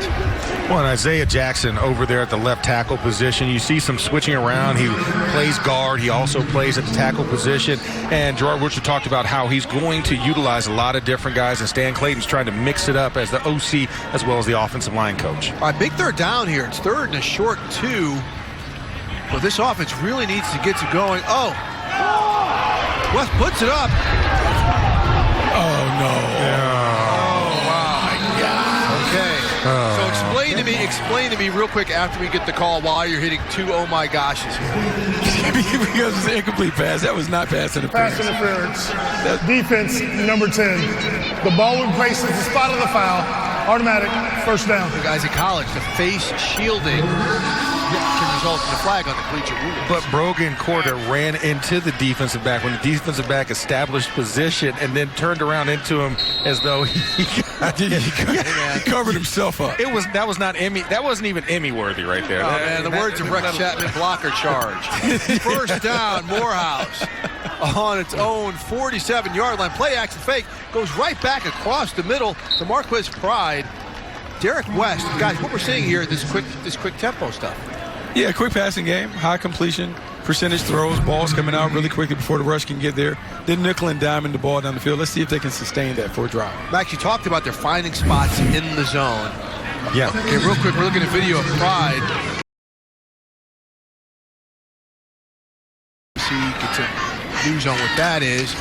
West again, gears up, throws it behind the receiver. One of the few times he's been off the mark as he tries to hit Garrison's hand. So you're seeing the short routes, which is that offensive line, right? Not being able to protect. So you're seeing quick crossers, quick decisions, misdirection on the play action, and coming back the backside versus flow to try and create that separation and create open receiving opportunities. So he's getting close now because he keeps on.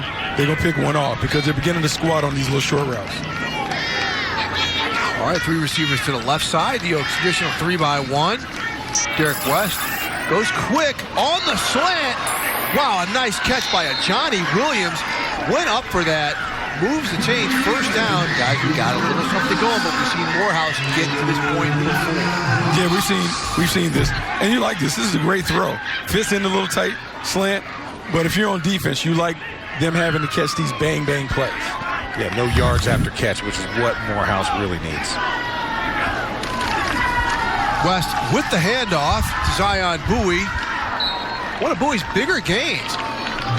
Is this something where the pass could set up the run as we're getting here on this initial drive? I think that's what you're seeing early on. Back when they first started, they didn't get anything, and then this quick passing game has kind of loosened up the defense a little bit, and defensive linemen aren't rushing upfield immediately, so the linemen are able to sustain blocks a little bit better, and that was a nice 4-yard gain. Max is loving this. The offensive lineman sustaining blocks. 2nd and 6 for Morehouse. West takes a shot. Incomplete.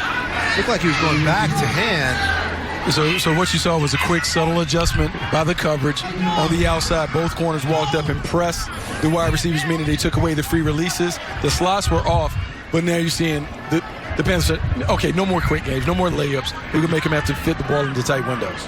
You got to cross the 50. That's all we're going to give you. 3rd down. Another big conversion of 3rd and 6 for Morehouse on the 36-yard line. Derek West drops back. He's got time. Now he's under pressure. Oh, puts one up there, floats it. Oh, another dangerous, risky play by West under extreme pressure by Isaiah Dickens. And I don't even want to say what I saw on the offensive line. We're not going to talk about that. We're just going to keep moving on. No. That's not what we're here for, Max. It was bad. Somebody got body slammed. It was not the offensive lineman doing it. And that provided the pressure for West. And then, of course, once again, we talk about this dangerous throws, floating it in the middle. Yeah, the pressure. Yeah, he can't do that. Either throw it away to the outside, but across the middle is death. William Davis was right there and almost picked it up. Now, we're seeing Morehouse go for here on 4th and 6. Is his confidence in the defense or confidence in the fact West under pressure? He scrambles. We have not seen much of the scrambles for the first time, but we did see a flag on that side. Saw Armani Burton's shoulders, the defensive end get kind of turned around on that play. During the run, holding, offense, number 55. 10-yard penalty from the previous spot. 4th down. Arian Thompson, the offender, on that. Look at the right tackle. He gets clubbed to the outside. You could have called anybody. Yeah, you number 60. Number 60 was also holding. Isaiah Dickens at the line as well. All right, guys, 12 minutes left here in the third quarter. This is the opening possession of the second half. This is interesting now. Morehouse has not sent out its punt team. Now they finally sent out the punt team. We thought cooler heads prevailed in that one. Some more thoughts as to where this offense started out hot, but like you said, just crossed the 50 and really got stonewalled. So Sevy Sproul here to punt, guys. You've seen him kind of do this rolling to the right punt a few times. He's been able to field it cleanly. Here he goes again. Pooch kick. Nice. That's what you call the anti-Jada Byers return stretch. Yes, it is. All right, we'll be back after the break with Virginia Union up 14-0. About to get its first possession of the second half. A lot of uncommon stuff, guys. First half, penalties. All right? I want to see a clean half of football, okay? Yes, let's play Panther football this half, okay? Yes, sir. All the things. It's just like we talked about finishing. I mean finishing every play. Let's start right there, guys. Let's finish every play. Every play leads to finishing series. Finishing series leads to finishing quarters. Finishing quarters will lead to finishing the game. Yes, sir. All right, so let's make sure we go out there, guys, and let's finish. Everybody got that? Yes, sir. Everybody touch somebody. Let's go. Touch two. Pop the cat. Pop the cat. All right, we return to the Black College Football Hall of Fame Classic. We're looking at Virginia Union head coach, Dr. Alvin Parker. Guys, he has his doctorate, one of the few head coaches that you could actually call doctor. I asked him what it's in. It's sports management. Okay. You know, so well-studied guy is his team. Takes over on its 22. Christian Reed still in at quarterback with the handoff inside to Jada Byers. He's stuffed again. Morehouse, guys, is not letting Byers, the All-American, they're not giving much ground. We'll see how the rest of this game plays out. But if you're Coach Wiltshire, you like the effort that you're getting from the defense. Every game, every first game, you're trying to figure out what can we take to help us the next week. The one thing that you can take is the defense has gotten off to a solid foundation. All right, Christian Reed going back under center. Virginia Union coming out in the two tight end look. See Morehouse stacking the line of scrimmage.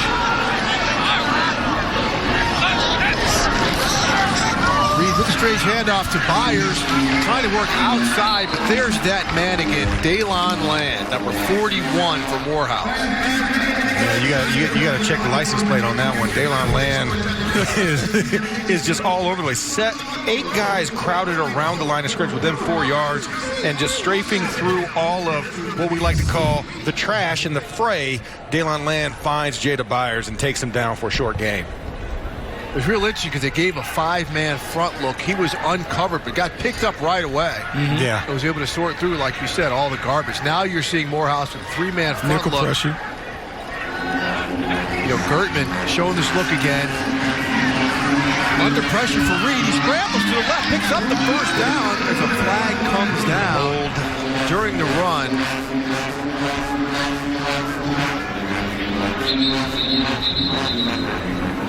How free a guy can get on those outsides away.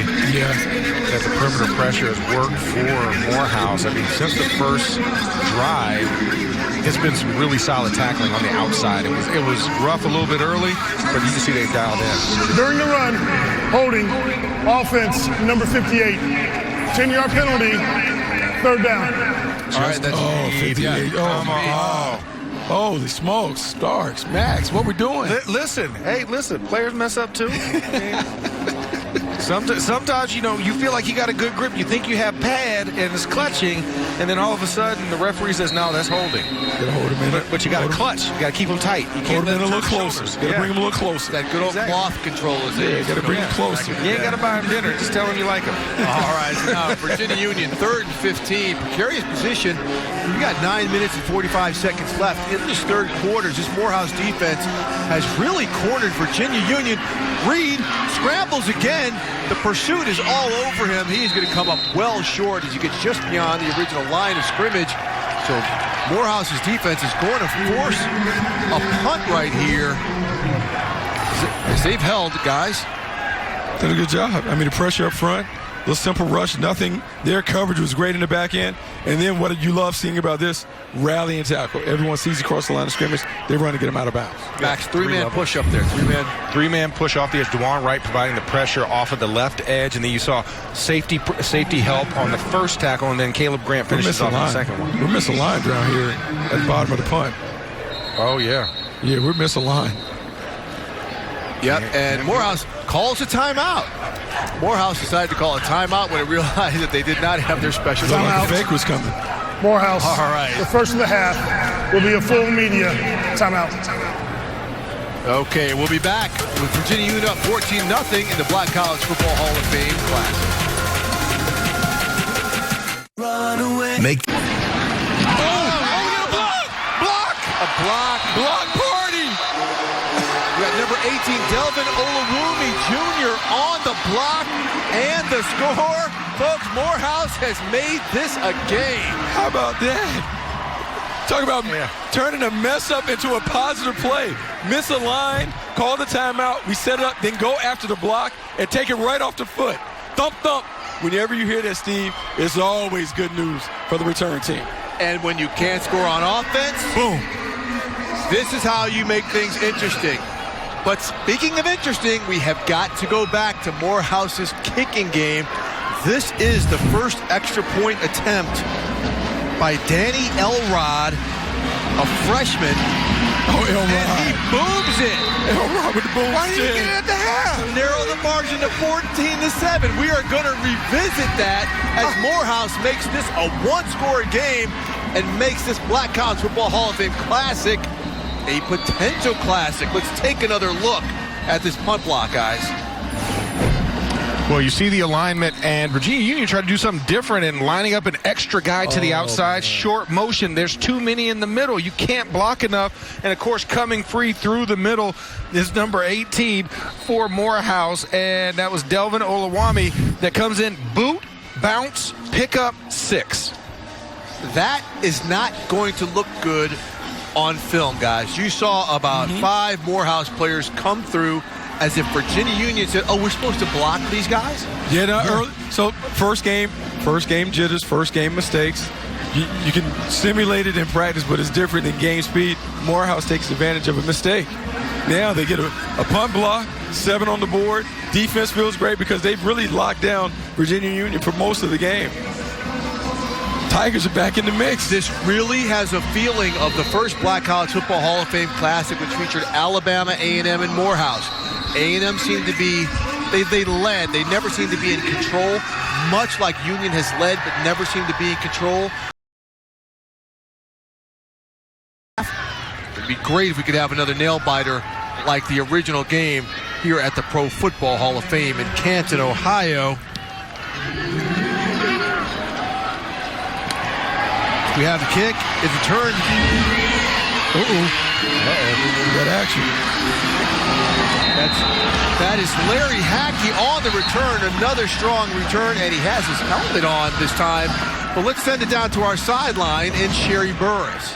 Hey, Steve, we have Virginia Union AD Joe Taylor. Sir, we are so honored to have you here with us. We were discussing as we saw the game kind of play out, a couple bumps and bruises in this first one, but overall, there's still excitement with VUU entering a new season.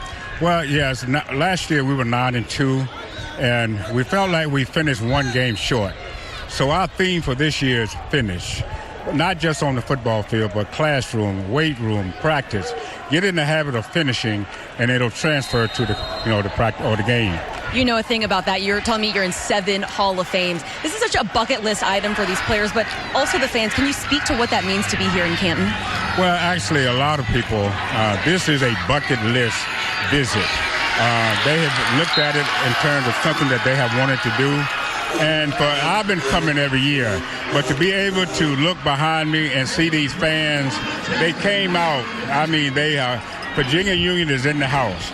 And to get to see the band, the cheer, the vice presidents, our brand is being expanded.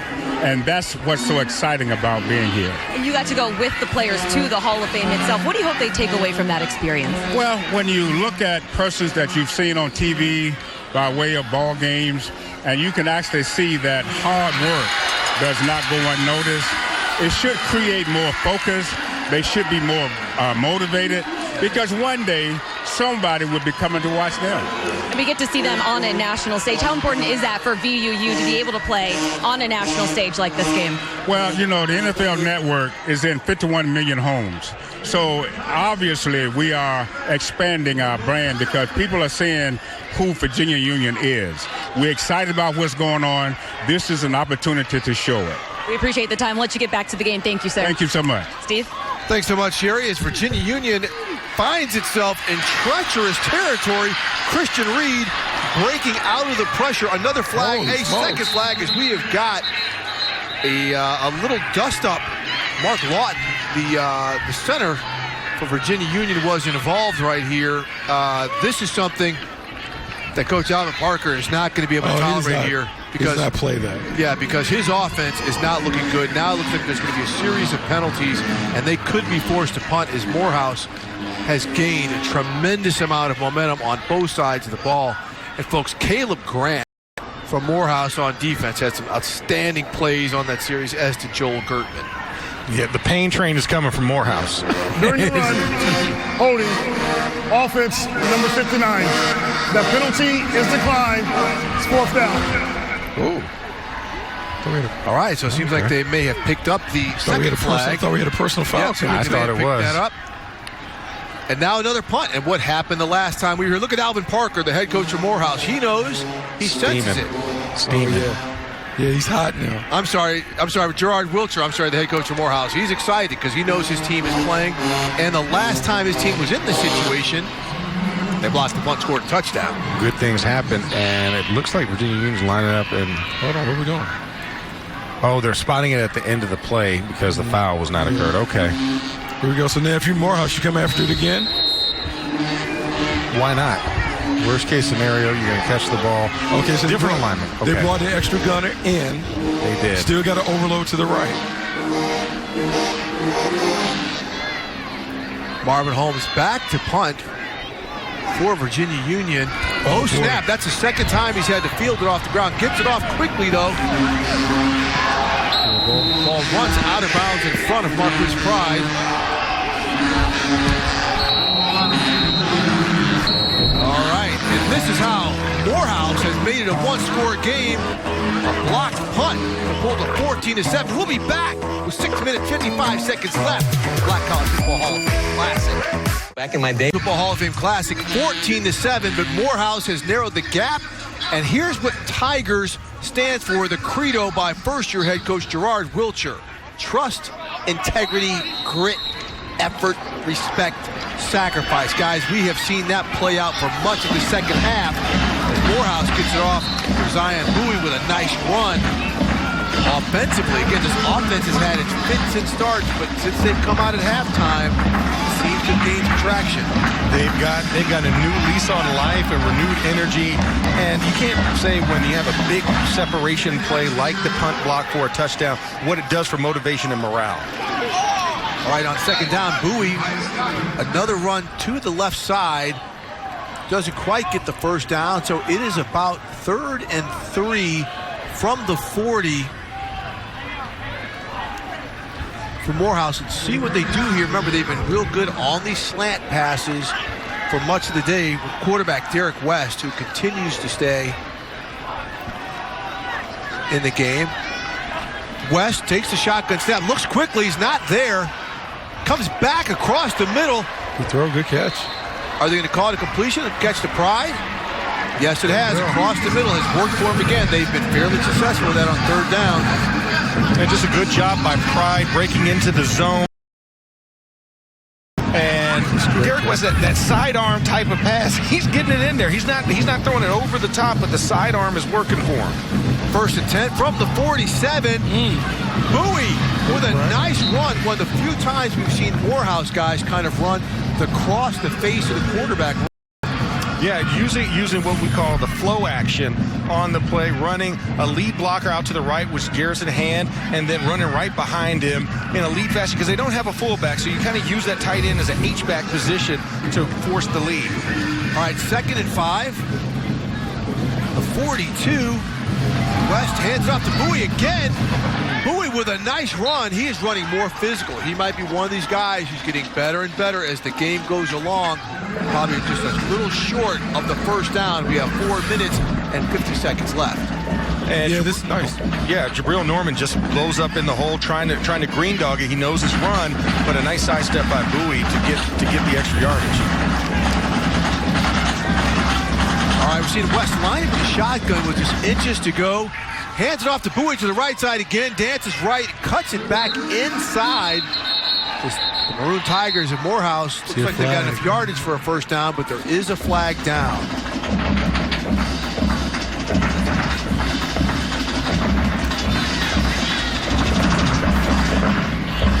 During the run, personal foul, face mask, defense, number 44. 15-yard penalty added to the end of the run. Automatic 1st down. Bill Norman, who had the pick 6 earlier, comes up with the penalty. Don't know if that was Norman who should have been called for that infraction. He's at the bottom of the pile. Maybe that's why he threw his hands up. He has an arm underneath the helmet versus an actual face mask. When we watch that replay slow. You saw Morehouse coach Gerard Wiltshire really prodding his team along. Yeah, getting after him. Yeah, they're feeling it right now. 1st down on the 19 handoff. Oh, the ball came out. But number 10, yeah, Dallas Johnson, who got the handoff, was able to recover. Johnson got the majority of the carries. That's the first half. That's a great job by Dickens doing what they call a hip pocket. He's going to get in the hip pocket, the guard puller gets right in the backfield, makes a play. That's a huge loss on 1st down. And it was zone, so you need that right tackle to come with him, fit in that back hip pocket, because it looks like he was trying to cross face. Guard gets in front of him, but you have to impede that progress. Big loss. 2nd and 15 on the 25. That was a huge play for Union's defense. West steps up in the pocket under pressure. Oh, ball's out. The ball. Carried it lazy. Oh, a big turnover as it is recovered by the man who had the pick 6 earlier, Jabril Norman. The ruling on the field for a face mask. Recovered by the defense. Wow, guys. Turnovers. You got to take care of the football. Well, and Jabril Norman, I mean, making a case for a player of the game type of status. 2 turnovers by him. So Norman helps Virginia Union come out of the end zone with the punch out and recovery. Virginia Union up 14-7. 3 minutes left in the 3rd quarter. Running high, particularly on the Virginia Union side. Guys, I saw running back Jada Byers frustrated, talking very heated with his head coach. At the same time, I saw quarterback Christian Reed also getting in players' faces, bending down to his offensive linemen, getting on their level. I overheard him say, "Let's play. I got you." They are now back out there on offense, hoping to turn things around. But last time on the bench, things were getting a little heated. Steve? Things have probably turned a little bit more positive after Jabril Norman comes up with his 2nd huge takeaway of the day. Look at the positivity we're seeing in this video.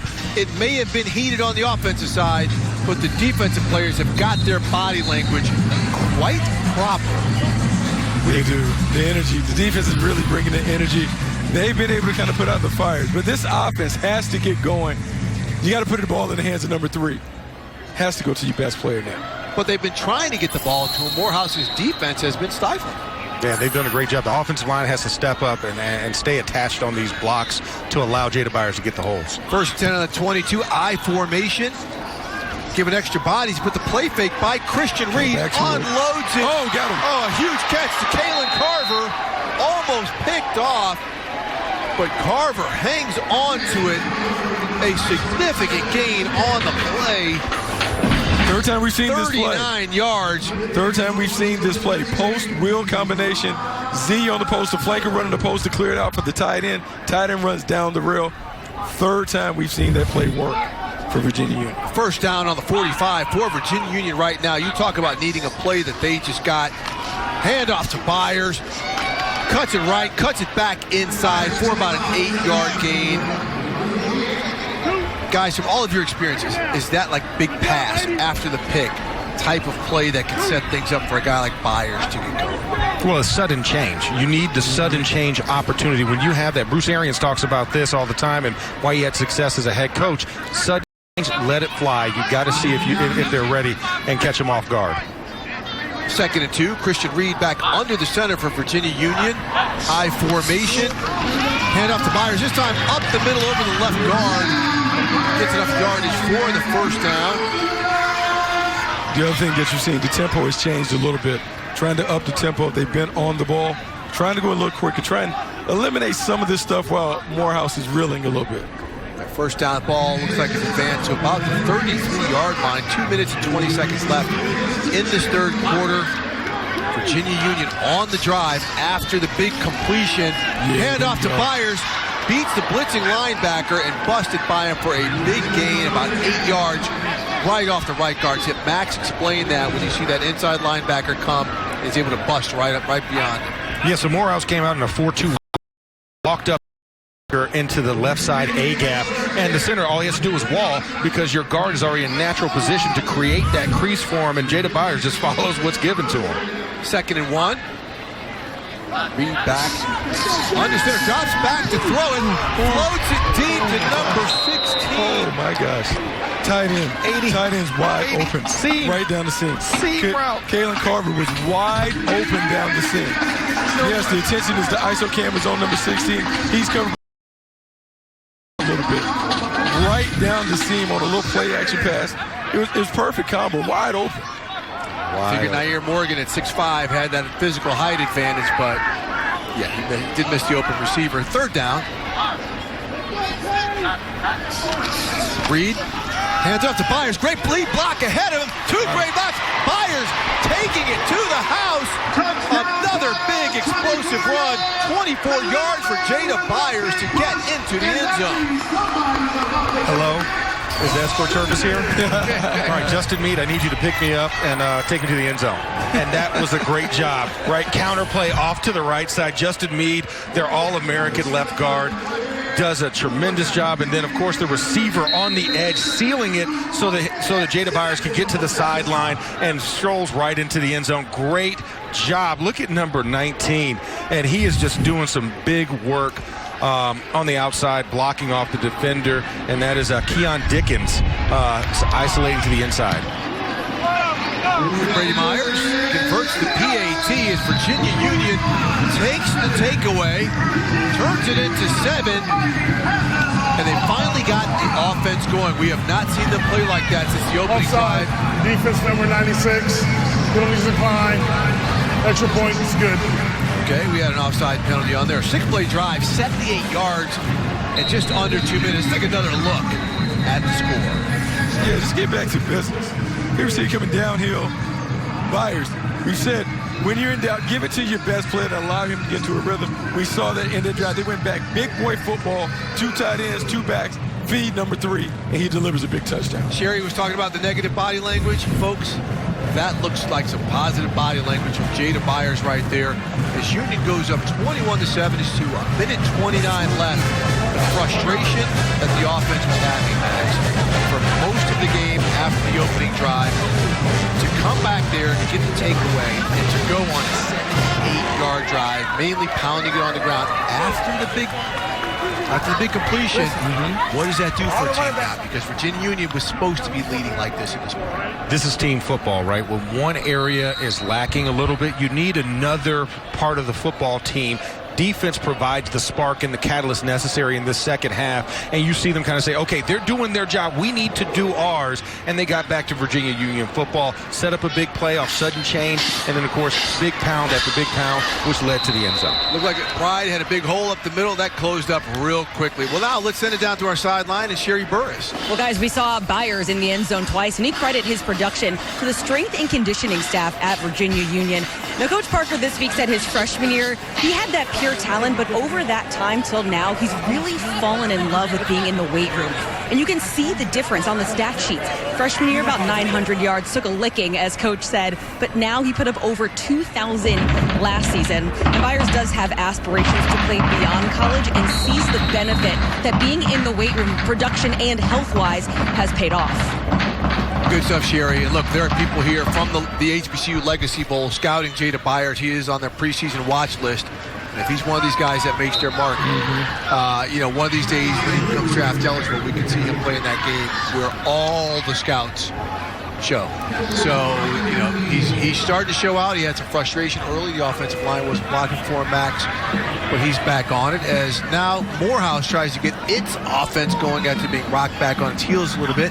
About 2nd and 6.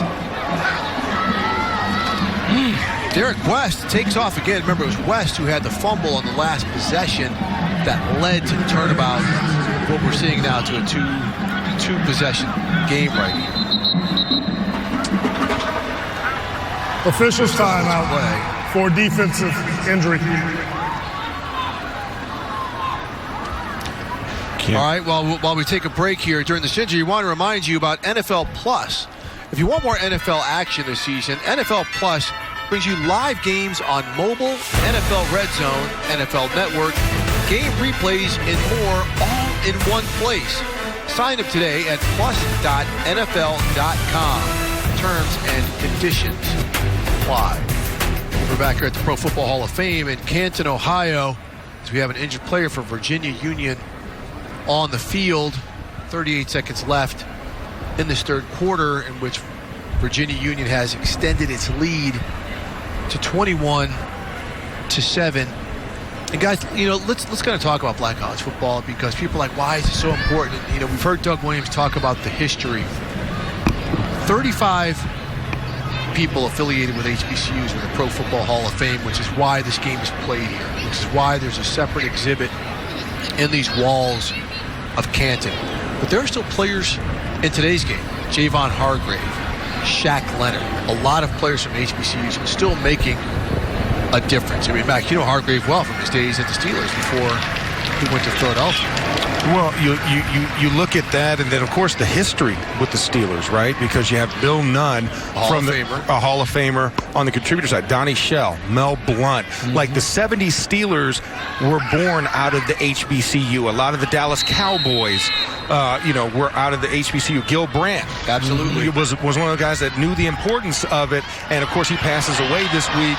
But his effect on being a pioneer and going into HBCUs. So there's still a need for it today. The ruling on the field is an incomplete forward pass by the quarterback. It's 4th down.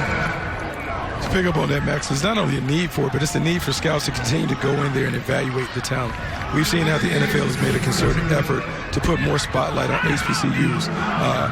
HBCU Combine, the Legacy Bowl, having these games on NFL Network, putting more eyeballs on the talent that's playing at these prominent institutions. Hopefully, the added exposure will lead to more players having opportunities at the next level. Well, and we're going to go spot foul. You also have, like, down at the Legacy Bowl, Mike Tomlin showing up down there. Omar Khan showing up at the Combine. Offense, number 5. That's a spot foul. Loss of down. You'll be 4th down at the place of the pass. Okay, we got a grounding penalty on Derek West, which is going to push Morehouse back closer to its end zone to punt. Remember last time this happened, Sproul, they thought there was a false starters up there, or offside. Sproul took it and ran it, got a first down for Morehouse, and they were able to drive down the field. He does it again. Now he takes a risky play. Don't know if he did that on his own. or if he had the go-ahead. But, boy, now Virginia Union, whose offense is rolling, gets a first down on the Morehouse, 38 with 16 seconds to go. Virginia Union, smart, overload the offensive right side, defensive left, because Seve Spruill has liked to leak out to the right on that Aussie-style kick. So forcing it back to the left is a little awkward, so he has to drop it with his inside hand and kick across his body, which led to that successful field position for Virginia Union.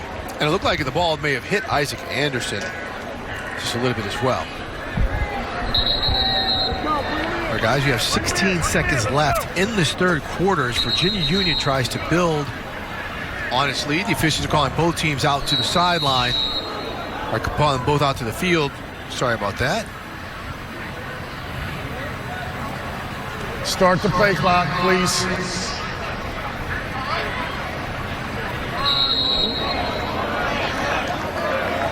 Christian Reed remains a quarterback. He's been the guy the whole time. We've seen R.J. Rosales in for one series for Virginia Union. But it's Reed with the pitch, lining up to throw the ball. Number 16 and number 9. He goes up, catches. Looks like he caught that ball.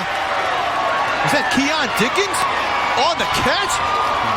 Wow, and the throw by Nair Morgan, senior. Here's the crazy thing. Nair Morgan might have been able to scoot a score if he just kept it on the reverse. We look at the reverse. When you look at here, there is no one on this side. There's one guy, but he had blocks for him. He throws it down the field. This is a great catch. You know, the young people down there, they called him, got bean-topped.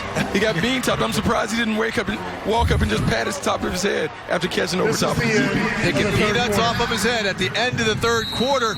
We will be back as we enter the fourth quarter at the Black College Football Hall of Fame Classic. Virginia Union up 21-7 and threatening for more. This Hall of Fame Classic, and you are looking at the exhibit of the Black College Football Hall of Fame, where so many of the greats who played collegiately, coached collegiately, contributed, came from historically black colleges, played in the NFL, including NFL Network's own Leslie Frazier, who was a member of the class of 2023 in Alcorn State grade. All right, as you see, Virginia Union has scored in each quarter. We are about to start the fourth quarter, and they are knocking on the door. Guys, here's how they got there. Yeah, this opportunity to take a trick play. Morehouse is reeling, reverse pass. Talk about a 6'4" receiver throwing to a 6'5" pass catcher. Bean tops him. Takes it right off the top of their head, puts it down at the 1 yard line. Okay, Virginia Union on the 1 yard line. Christian Reed lines up under center. Got the reverse wishbone look. They hand it off to that man, Jada Byers, his third rushing touchdown of the day. This one is short work. Short and sweet. Right to the point. Get big bodies and doing big body things. Right, moving and displacing Morehouse's defensive line. And, you know, as they say, mama, there goes that man. Number 3 is in with short work. You see a counter pull by Justin Meade, also the fullback, coming in and leading with the block as well to force Jada Byers in. Barely scathed in there. And, of course, Stephen McKinney being the fullback in this offense. Some of you don't see that often in today's traditional collegiate offenses, a fullback. Brady Myers converts the PAT. And let's take another look at Jada Byers getting his third tutty. I love the stat line. Great job. Down block. Pull the guard around. As you see, just stands him up. Stephen McKinney, flatbacks, one of the defenders. And Jada Byers is in there. 3 touchdowns on the day, 128 yards with 20 rushes. Good stat line to start off for a guy who had almost 2,000 on the ground a year ago. Hey guys, remember, that all stemmed. That was a 2-play, 39-yard drive. It all stemmed from a really awkward special teams mishap by Morehouse. Look, special teams, you always joke about, you know, it's a third of the game, but we've seen special teams factor in to the score we have right now. Yeah, it absolutely is factored in. In early games, you're trying to get everything worked out. You're trying to get the kinks worked out. This is the biggest opportunity for you to make a game-changing play, the special teams part of it. We'll see. Maybe they'll make another special teams play. Maybe Morehouse can make a special teams play to get back into this game. You got one on the day. Yeah, Marquez Pride back deep for Morehouse. Brady Myers on the kickoff try, catches it at about the 10-yard line, and he is boxed in. A few extra yards right there. Gets the ball out to about the 23-yard line. 14:50 left for Morehouse to overcome a 3-touchdown deficit. Guys, we've seen them move the ball. Yeah. You know, but you got to get the ball across the goal line. Remember, they're only... And on top of it, it's special teams play. So the defense has done their job for the most part, but they need some help. You need a breath. You need to be able to have some time on the sidelines to recover. So hopefully this Morehouse offense can kind of put those things together. You're seeing the receivers now start to catch more of the passes. Derek West has been delivering them really good all day, but they just haven't hauled in, and now they're starting to do it. And then, of course, you have a turnover that kind of negates that and starts the Virginia Union scoring spree. All right, we see West rolls to his left. Ball is incomplete, deflected. Back end, mid-level. Shamar Graham got his hands on that ball. Okay, Morehouse is now in a one-dimensional. This is not where they wanted to be offensively, where they're going to have to throw. We see the quick game earlier, but Bucky, you talked about an adjustment that Union made where they were jumping the quick game. Yeah, they slowed it down. This is the thing. Reliable and dependable is how Coach Alvin Parker described the secondary. They're all on it. They haven't leaked. They haven't given up big plays. They're playing really rock solid. Yeah, West hands it off to Bowie now. Nothing doing. He stopped for about a 1-yard loss behind the line of scrimmage. 3rd and 11. 14 minutes and about 25 seconds left here in the 4th quarter. Missed opportunity there by Bowie, not reading his tight end coming over in motion and doing the kick out to create the wall to bounce to the inside. He takes it to the outside right where the defender was in this. And, you know, Virginia Union's defense has been great at turning back the edges and not allowing a lot of big plays to leak to the outside. Shot. West takes a shot deep. Not deep enough. Ball falls incomplete. You saw Union, they just sat back. They just rushed 4. Said, okay, quarterback, see the team, see if you can beat us. And Bucky, you could talk to this, right? The defensive back's like, I'll give you the outside release because I got brackets on the sideline. And if you want to try and play with fire and try and throw that back shoulder fade, I'm here for it. And it was great. Yeah, it's great. The secondary knows. They have him in a situation where it's one-dimensional. It's 100% pass. You're sitting back. You're just waiting for a tip or an overthrow to finish it off with another pick 6. All right, Sevy Sproul back to punt. It was a mishap on the last punt attempt that led to a score for Virginia Union. Sproul gets this one off. Now we're going to let him return it. And Jada Byers catches it, the most dangerous man on the field, catches it, but he gets knocked out of bounds. Shortly after about a 7-yard return. Virginia Union up 28-7 here at the Black College Football Hall of Fame Classic. We'll be back right after. All right, let's go Union! Has been putting it down as the Black Greeks. Black fraternities and sororities from HBCUs are showing out here at the Black College Football Hall of Fame Classic. Now let's take a look at the preseason rankings for the HBCUs, and right there at number 4, you see Virginia Union, guys. Right now, they're one of the few Division II programs on this list. Boy, I like the team at number 9. But right now, Virginia Union is playing. They've got the ball. 1st and 10. That's how I feel about my alphas and seeing sigmas on the comeback. So that's all good. That's all good. Hey, you can't. Hey, Max, you got to take that up with our video guys. All right, Virginia Union starts the drive. 1st and 10 at their 47. Oh, yeah, there it is. There it is. Drip. I am hijacking this game. Oh, my God. Yeah, yes, you are. Custom J's. Custom Howard Bison J's. Custom J's. But none of the teams are playing right now. They play next week on primetime, okay? Against Morehouse. Morehouse does play the Bison next week. Free shout to HU? Right there. You know. You know what time it is. There we go. Oh, man. Hey, okay, that's but they are fresh, though. They are fresh. They are fresh. They're custom. Coach Larry Scott hooked me up. Bison took that L to Eastern Michigan. Close game. They have a good team this year. Right now, we are focused on the Black College Football Hall of Fame Classic. And Virginia Union, the team you saw, number 4, leading this game 28-7. Offside. Defense number 17 calls in the offensive move. 5-yard penalty, second down. So Steve, you mentioned about Virginia Union being one of the only Division II teams in that list, that top 20. Explain the differences between Division II, Division I, FCS in terms of the scholarships and how they're having to do more with less than some of the others on the list. This is really important. I'm glad you brought that up as Union got second and short after we see this play right here. Oh, nice slant. We should read on the slant. So let's explain this to you. Division II programs only have 36 scholarships, right? So the majority of players on this field, they're splitting scholarships as many ways as possible to get the funding for these gentlemen to attend schools.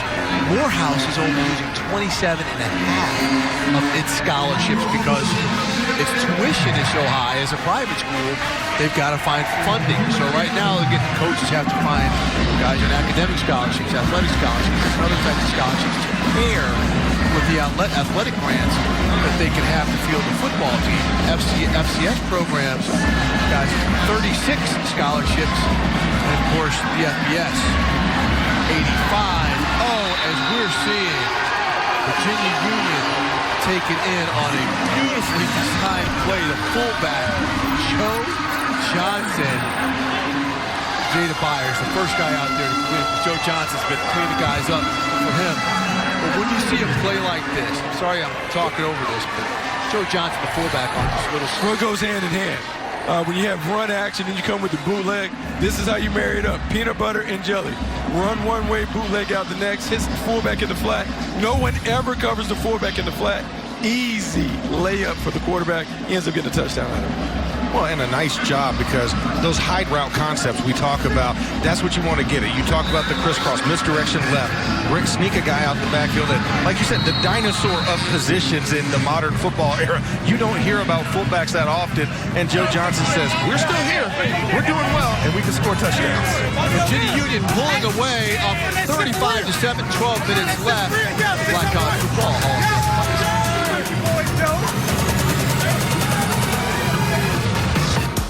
35-7 over Morehouse, but now we are joined by the commissioners of both leagues here. We have Anthony Holloman of the SIAC and Jackie McWilliams. You are with the CIAA, guys. We appreciate the time. An exciting time to be here for this game. I want to get your thoughts first, Jackie. What an opportunity, and how do you look at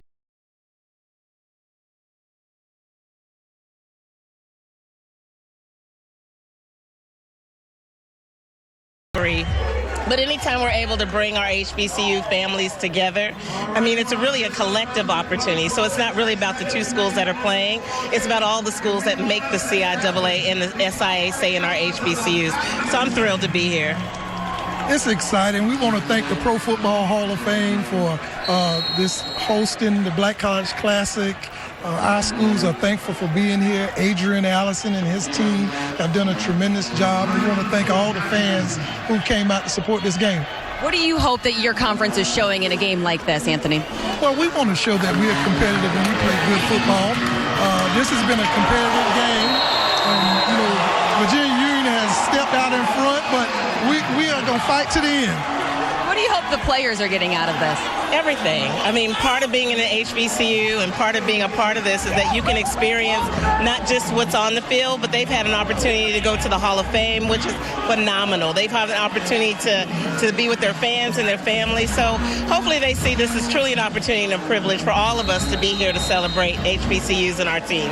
And how do you see this as a stepping stone that you can continue showcasing HBCU football and other sports like this? You know, we always, the SWAC and the MEAC commissioners, we're collectively talking all the time about all the opportunities that we can look at all of our sports and how we can bring our communities together to showcase all of our student athletes, men and women. I mean, we've got officials out here that are also women out here. And so that's not just for football. We try to do that across all of our sports, and we have that conversation. You got to give her props, right, with the team winning, that there's going to be a bet, maybe a later date? So, yesterday, Benedict College and Shaw played another SIAC CIAA rivalry. So we won this one, so we might be even after the day. There you go. All right, guys, we really appreciate the time. Thank you so much. Thank you. Steve.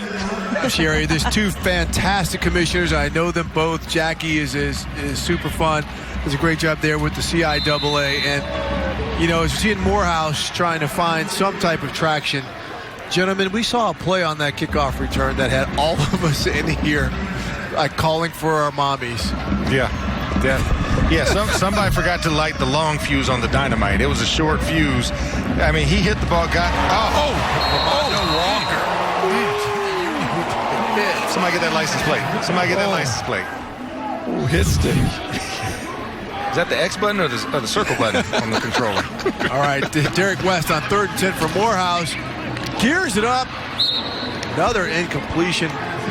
Bang play. Marquise Pride had his hands on it, got hit. Right as he tried to catch that.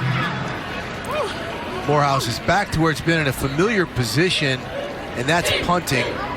Guys, in the second half, Morehouse, 61 total yards. Virginia Union, 168. Yeah, you see the difference in the two programs. You have a program that is a traditional winner. Coach Parker has talked about this team wants to be a top 20 team. They want to finish the game, finish the season the right way. So they're at a different level. Morehouse trying to kind of bounce back. You're just seeing the little mistakes that have cost them today. Those are things they have to rectify if they're going to turn this program around. All right, Sebby Spruill kicking towards Jada Byers, but keeping it out of his hands. 10:36 left here in the game. Virginia Union up 35-7.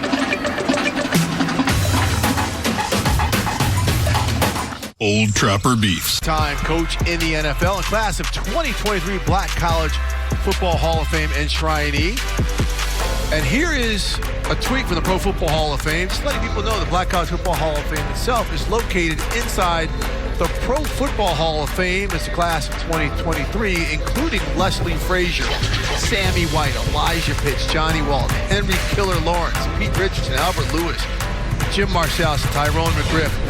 That is the class, and I have the good fortune to be on the selection committee along with so many others, Charlie Neal, others, to help pick this class. We had some real heated debates. Scott Pioli's on that group, some real heated debates because it's awfully hard to get into the Black College Football Hall of Fame. There's so many greats. Morehouse now being led by quarterback R.J. Rosales, who played the final series of the second quarter. Tigers take over on the Virginia Union 46-yard line.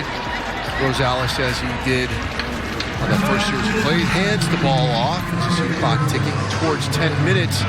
It's a good opportunity to get him in the game, get him in the mix, give him some experience coming into the game. Talk about a sophomore, trying to get him an opportunity to get the reps. Their competition was supposed to even throughout the training camp. Well, now you get a chance in a no-pressure situation. And it also looks like Virginia Union has some of its other backup players in the game to get us a rep. There he is, Rosales, wide open, just overthrows number 15. There's that play, Corey Fleming, tight end, was wide open. He was wide open. And I know this will go down as an overthrow, but what I would like to have seen is Corey Fleming run through the end of this. If we can think about a 4x1 relay where you're running through the exchange zone to get the stick, I want to see him run through it. He had his arms out kind of going. Just want to see him run through. I think he had a little more in him. A little more in him to get this. Make the quarterback all right. Okay, Bucky's that dude who gives you the minus on the end of a grade. Come on, man. Listen. Hey, run through the zone to see if we can get that. Scouting experience right there. Looking at that. The one thing about Rosales that you notice is different from Christian Reed, who was the quarterback for Union most of the game. Reed's about 6 feet. We've got a timeout for Virginia. Rosales is about 5'8". Yeah. Right. So launch point's a little bit different. Going to play a little bit differently. Even though the coaches told us they don't change much up depending on the style of the quarterback. So this is something. Rosales also a sophomore, whereas Reed is a graduate student as well. All right, on NFL Network, YouTube TV is now the new home of NFL Sunday Ticket. Being an NFL fan has never been easier. Watch every game every Sunday exclusively with NFL Sunday Ticket on YouTube TV. Sign up now and get $50 off. Terms and conditions apply. For more information, visit NFLSundayTicket.com. And we're back here at the Black College Football Hall of Fame Classic. Virginia Union up comfortably 35-7, 9:54 left in this fourth edition of the game. Kenny Morehouse, who played in the inaugural game. R.J. Rosales back, scrambles out, busts out left. He's got plenty of room. Decides to keep it, makes a man miss. Cuts back around right. He's got plenty of room. Rosales, he's got it blocked downfield. Can he take it? Get a flag. Out of bounds. We've got 2 late flags. One, a helmet off at midfield, and then another flag at the end of the run. So when you got a wide receiver engaged with a DB downfield, what that could mean as well. Yeah. Well, Rosales showed you something there.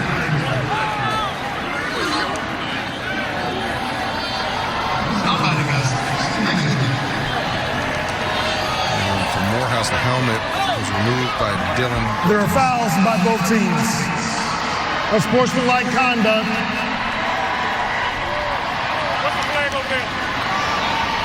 Unsportsmanlike conduct. Defense number 94 for playing without his helmet. Holding. Offense number 2. Those penalties will offset 3rd down. Wow. So here's Rosales. Just makes a fantastic evasive maneuver. There we see the helmet come off inside.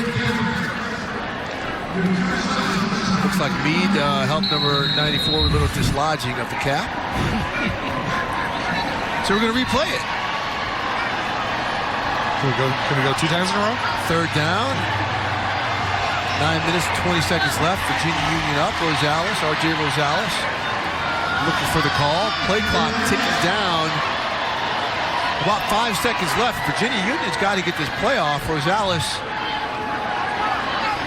they're not going to get it off. That's inexperience right there. Timeout again. So Timeout. We had the timeout by Union. Morehouse, their second. It'll be 30 seconds in length. Timeout by Morehouse.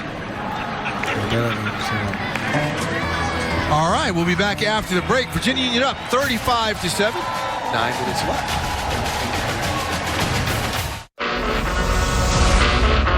Now let's look at today's way to play of the day, highlighting the proper way to play football. Oh, Xavier Barnes could play with me as a kid who loved to play football like in the 90s. Little physicality and toughness. Here we see on the special teams play. Sizes him up, thumps him. But what I love about it, head is out the game, hits him with the shoulder. Still physical, but still doing it the right way.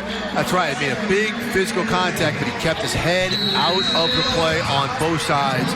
That is a huge part of things. Ron Walker on the play. Okay, Virginia Union, 3rd down. R.J. Rosales, the backup quarterback, in 3rd and 8. Ball's on the 44. Rosales coming in under a lot of pressure. A nice caution right to Saeed Sadibi. There is a flag in the backfield. Roughing the passer.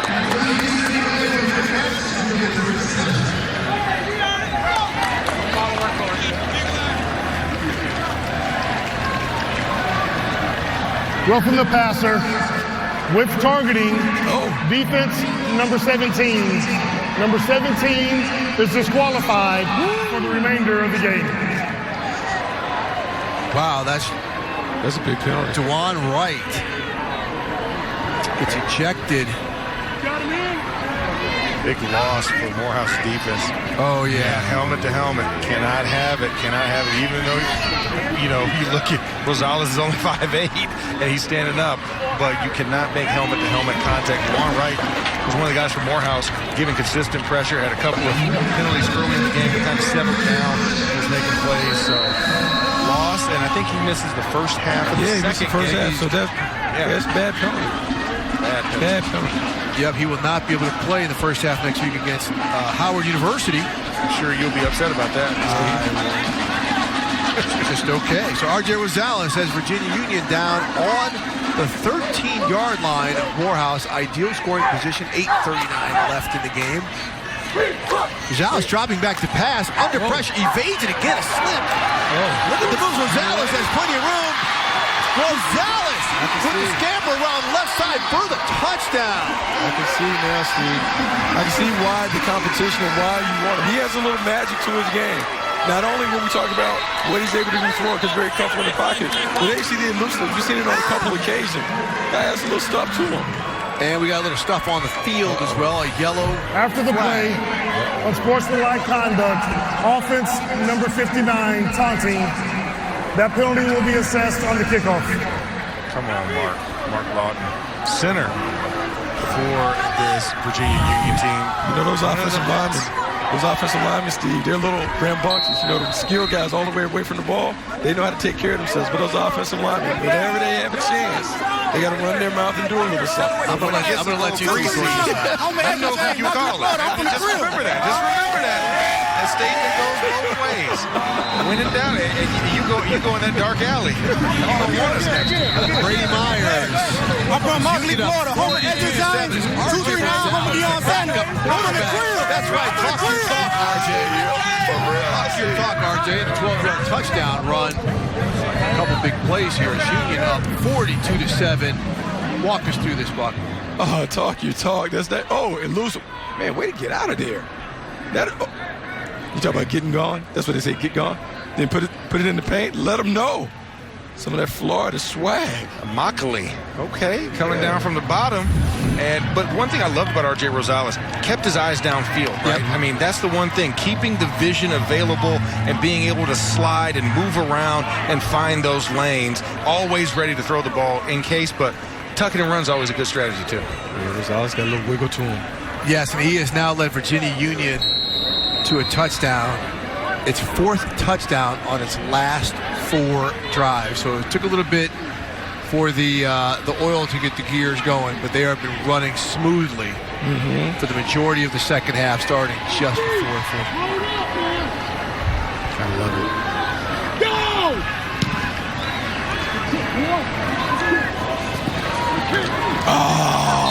Let it go out of bounds. Let it go out of bounds.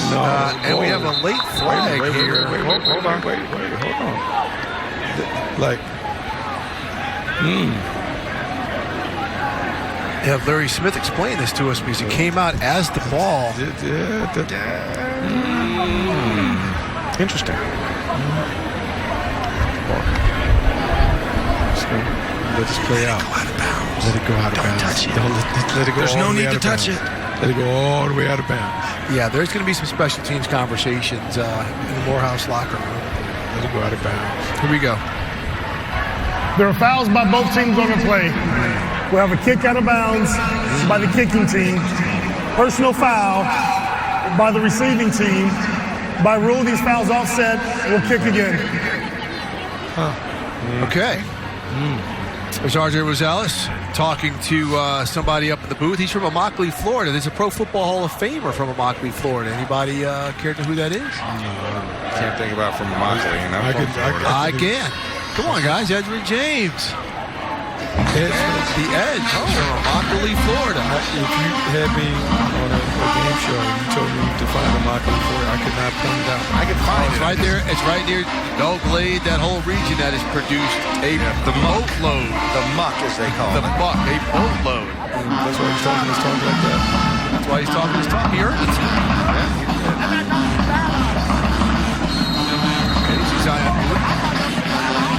One of the team men from Morehouse. Maybe they get some more points on the board and close this 35-point gap. 8:25 left. Virginia Union running away with this fourth annual Black College Football Hall of Fame Classic. And it will be Bowie who sees a hole. Ran into his own man. Ball's out. Ran into his own man, it looked like. Now the officials need to decipher.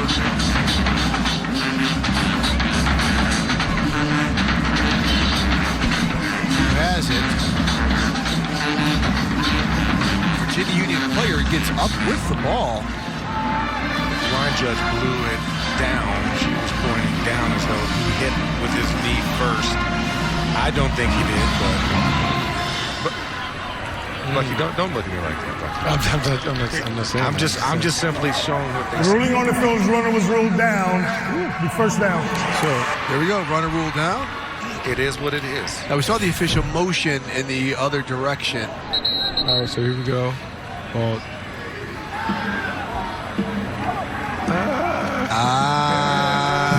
Correction. Are you calling me the wrist down? The form kind of hit down. Yeah, but you can have your hand down. Yeah, you can. Oh, he got ran into his own man. See, that's what I'm saying. The ball's out. Brown caused a fumble. Teammate to Brown caused a fumble. With friendly fire. Yeah, he got back up. But all right, so for Morehouse now, it looks like Jalen West in at quarterback. The West Point, the Army transfer, and he keeps it. Makes the fake and keeps it, but nice play by Sean Bowers. Yeah, nice play, Bill. Nice tackle. And that Panthers position holds it to a limited gain. One I'm surprised that you have not seen today, James Thorpe, Tennessee State transfer, baseball guy, 6'3", 250. Big body. Haven't seen him at all. Big body in the backfield. Have not seen him at all. Very interesting. That was a guy that was going to get in the rotation of this game. Yeah, I mean, maybe this is something just for the flow of everything. And there's Jalen West with the run, using some of that ball handling trickery that they do up at West Point with Army. When you watch the fake, he held the ride all the way through, guys, and that opened up a hole for him to have a big gain here. You know, maybe Morehouse has found a little something here, a little zone read, takes it inside. He's to the next level. Yeah, 20-yard run. Nehemiah Scott is not going to want to watch the film for that for Virginia Union on that tackle right there, too. He had a big opportunity to be able to do it. Okay, so West has the Maroon Tigers rolling. Hands ball off to Charles Daniels. Around the left side. Flag down on the near sideline down here. Sure is. Right here, right in front of the Virginia Union bench.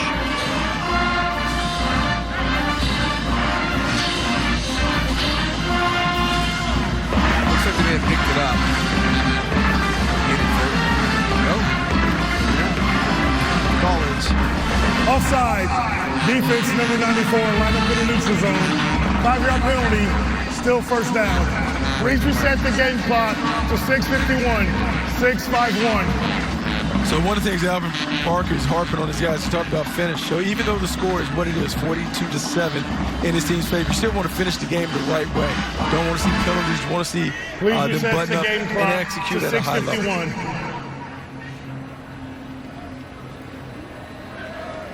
Well, and potentially give away needless points that you don't have to. Yes. This is a great defensive call, 7 points or fewer, but if you're going to give them 3 yards, problem. All right, we're seeing West on the keeper. Saw nothing and just lived to see another day, so to speak. There's a great hole in the front side if he hands it off to the running back. Great job by the offensive line. You have to take advantage of those few opportunities, but I think the discipline of the defense is watch the quarterback. He's going, track him, because you can't lose him in these situations because he already hurt you once on this drive. So Jalen West takes a high snap, pulls it down. Wide open to number 8. Down the field, Brogan Corda with a fantastic grab and a touchdown. A quick scoring drive for Morehouse, which is exactly what it needed at this point in the game.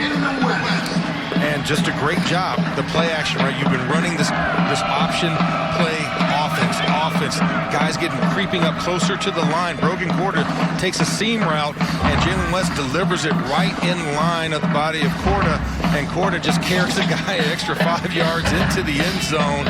Another score for Morehouse. So trying to get a little momentum with a new quarterback in the game. All right, Elrod with the PAT. It gets blocked. All right, so it keeps it 42-13 Virginia Union. Now let's send it down. Oh, real quick. Let's take a look at this play. Good. Sell the fake. You see the defensive lineman stopped his rush, tried to take the running back, and Brogan Corda just staying on a straight streak route down the inside on the seam, and the ball delivered perfectly to Jalen West. And I think when you think about how some of these play concepts, we talked about the receivers, making yourself available. I thought that was one of the key things. He made himself available, boxed out the defensive back, kept him on his back hip pocket, turned to the inside where there's green grass and no defender, giving West great vision, and then looks it in, hauls it in, and then falls into the end zone. Sherry Burris, what do you have for us? Well, guys, Brogan Corda is just the complete package on and off the field. We talked about him interning with PwC. He's majoring in accounting, and Coach Wilcher even joked he doesn't want to let him leave even with his eligibility because he's such a spectacular football player in person. But some of that speed comes from the fact that he's also on the Morehouse track and field team. Last season, he finished 4th overall in the 400-meter race. Wow, 400 meters. He's got stamina. He's got speed. That would make a heck of a catch right there. And look, Cord is one of the players coming into this game that we were really looking for. Morehouse just never really got this offense going. But Jalen West, the backup quarterback who we're not seeing until now, made some strong plays. Even though Derek West, who started to play most of the game, he played pretty well for the most part, other than that fumble that proved pretty costly. Yeah, one bad fumble play, but I mean, he put the ball on each of his receivers for most of the game, just couldn't quite coordinate and get the chemistry with the rest of the group. And, you know, Brogan Corda, we talked about the smarts that he has. Also, the prestigious Zale Scholarship. Wow, another special teams kind of dandy right here. You know, looked like, you know, may have had a potential safety issue, a high tackle issue. You know, David Freeman got that on the return, brought it out of the end zone. High tackle right around the head and shoulders. We are in, you know, the Black College Hall of Fame. I believe Deacon Jones is in the Hall of Fame. Yes, he is. That looked like close to the Deacon Jones head slap. Yes, very much so. David Deacon Jones, one of the all-time greats. All right, as Virginia Union and R.J. Rosales come back out. You know, guys, seeing Rosales, he's only 5'8".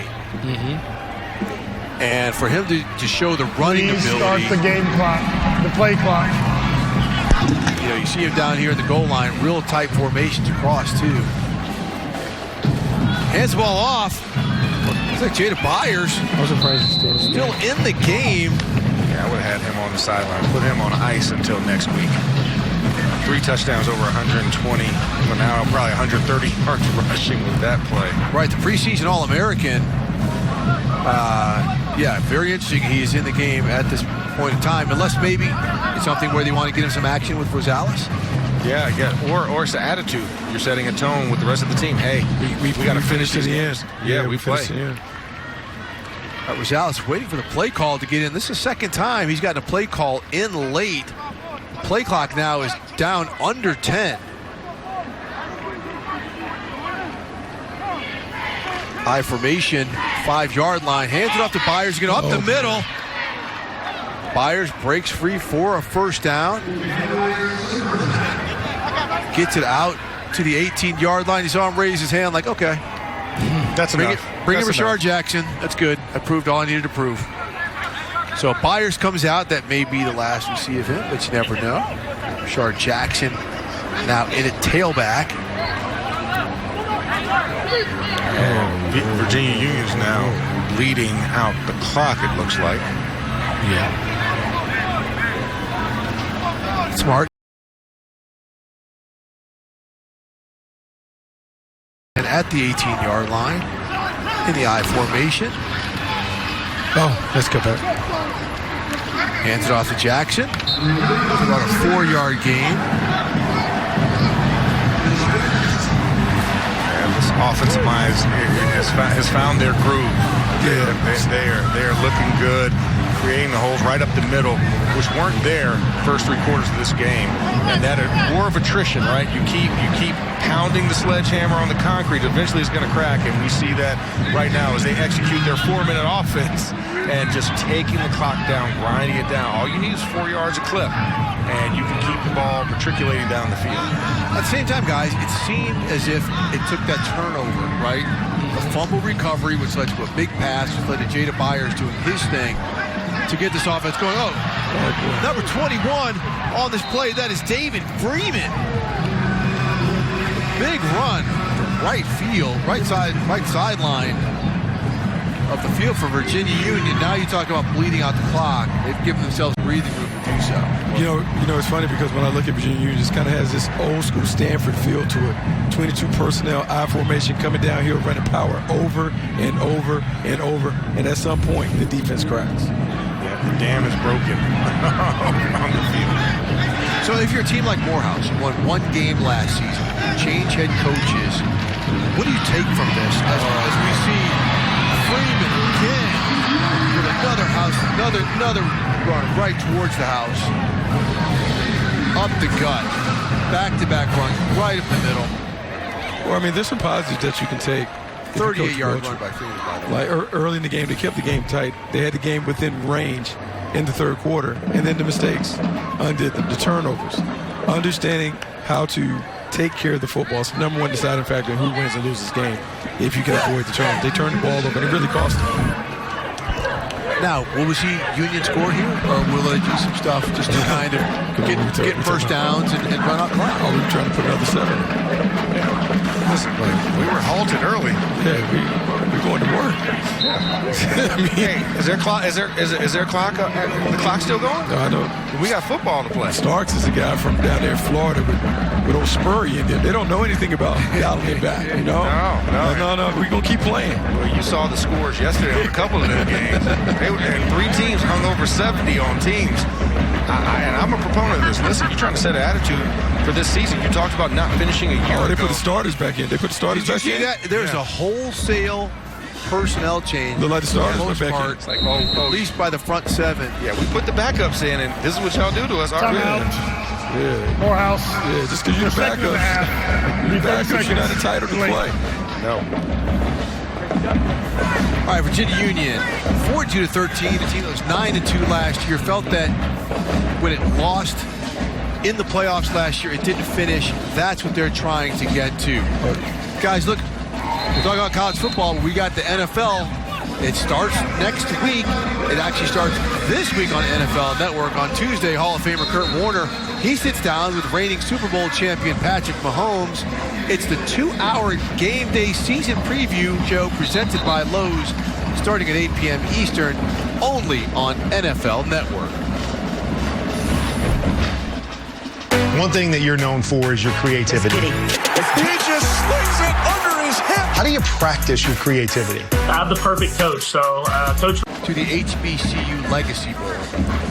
He attended the first Legacy Bowl in February down in New Orleans, and a huge supporter for what Doug Williams and Shaq Harris and the Black College Football Hall of Fame are doing. And in his own words, he understands whose shoulders he stands on. R.J. Rosales now third down for Virginia Union from the 8-yard line. 1:30 left in this game. Hands the ball off to number 9, Curtis Allen. That was big hits. Right there, Stephen Singleton. Stop. All right, 4th down at about 8. Virginia Union can get a first down at the 1-yard line. The clock now is ticking just towards a minute left remaining in the Black College Football Hall of Fame Classic. Bleed down to about 40 seconds. A little bit near that, and then take a timeout possibly. With Rosales coming so close to the sideline. Down the ball. Just down it. Okay, there's the timeout. 41 seconds left. Timeout. In this game. Virginia Union. It's the third final timeout. Looks like Union's going to send his field goal team out there. The functionality of that unit. Okay, R.J. Rosales. He come in, he didn't get a ton of playing time, but I think he showed us a little something in a little bit that he got to have. They did. You got to like this. And early in the season, you like to get your guys experience. And even though they had a competition, he was on the short end of the stick. You saw that he is certainly worthy of being able to play. And now that he's played a little bit, shown some positive plays, I think you find a way to work him into the regular rotation to see if you can continue to give him that experience. You never know when you're going to need him. Well, you never know where you're going to need him, and always want to prep your backups. You want to get guys, because as Coach Tom likes to say, they're not backups, they're starters in waiting, because you never know the attrition of the game, injuries are going to happen, and you're going to need that guy to step in. All right, Brady Myers looks like he's going to be trying about a 27-yard field goal. Knocks it through to add to Virginia Union's lead up to 45-13. Remember, Virginia Union, this was an offense that averaged 40 points a game last season. So they're already ahead of that curve thanks to this huge second half they've had. Yeah, it's been a great start for Virginia. It started out slow, but the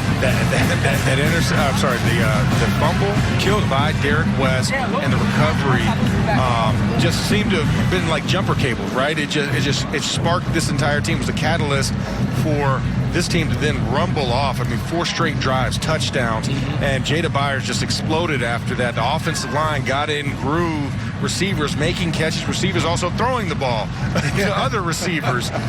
You just saw a complete team display really take over on the Virginia side of the ball. And we're looking at the Virginia Union Marching Band. They came about 8 buses deep up to Canton, Ohio, Richmond, Virginia. Not that far of a drive, but the support that this program has, and especially that they've established over the past couple of years under Coach Alvin Parker, says something really positive about where this program is headed. Looks like a Zion Bowie on the catch. Again on the return. Bowie has it out to about the 23-yard line. 30 seconds remaining. Virginia Union 45-13. They're going to walk away 1-0. Morehouse 0-1. There's Jada Byers, number 3, the preseason All-American with some of his teammates. Nobody's celebrating yet. Byers. You look at him, Bucky. 5'8". Where am I? Yeah. Not necessarily out of the ordinary. We're trying to get on TV. The height-wise, right there. size-wise, for big-time college. Well, think about Tariq Cohen, how Tariq Cohen was able to carve out. He's bigger than Tariq. You know, a career in the National Football League with his speed and explosiveness, his running skills. Maybe he can follow those footsteps. All right, yeah, Byers, 24 rushes, 147 yards, 3 touchdowns, 6.1 yard average. He's right on cue. All right, there's Jalen West, incomplete pass, 8 seconds left. The next play should be the last play.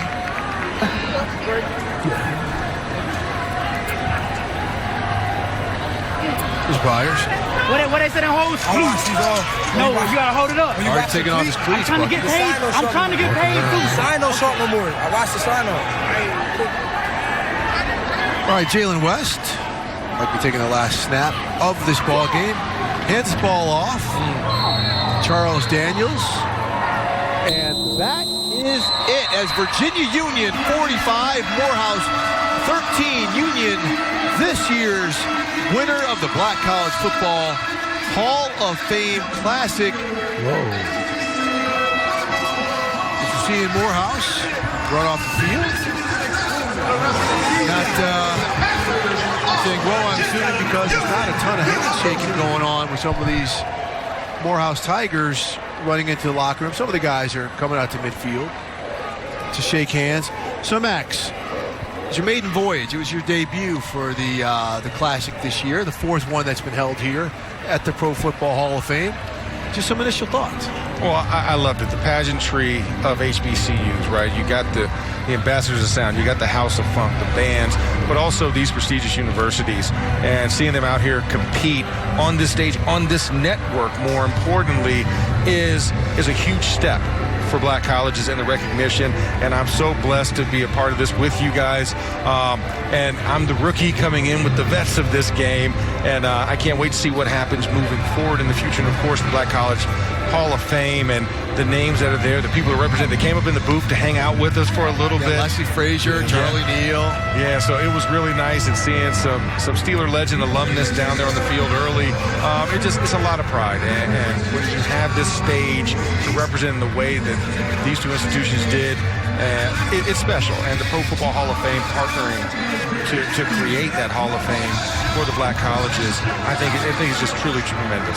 Good stuff. So Bucky, it took Jada Byers a while to get going, but he did not disappoint. Let's look at some of his highlights from today's victory. Well, I mean, he's the showstopper, and he's the guy that came in with a lot of expectations. Wanted to see if he could kind of be the big-time playmaker, if he could make it happen with his feet. He did that. Talk about being able to tote it, 3 touchdowns, just really got busy, and so it's exactly what you wanted to see from him. Yeah, thought we were going to get some highlights here. There's Alvin Parker praying with his team, victorious Virginia Union team. There's Jada Byers. Okay, here we go. Now we're going to get a look and get some of his highlights. Number 3. All right, guys, let us. Yeah, as advertised. Early in the game, downhill, got to the backside, big touchdown. Kind of got this team off and running. And then we saw whenever they needed to get going, the ball was in the belly of number 3. Put it in his hands, let him go to work. 24 carries, 149 yards, 3 touchdowns. But more importantly, he continues to set the tone. You know when you face this Virginia Union Panthers team, it starts with number 3. You're going to have to slow him down to have any chance of knocking off a really good Virginia Union team. Hey guys, as impressive as he was running the ball, I mean, there were 3 or 4 occasions when he was having to take in a free rusher. I mean, a guy 260, 270 pounds coming at him. He was fearless coming in and getting in that player's chest, Max. Well, it was a great job because you talk about wanting to be a well-rounded back. You have to be able to block, catch, and rush. And you saw the rushing on display as well as the blocking.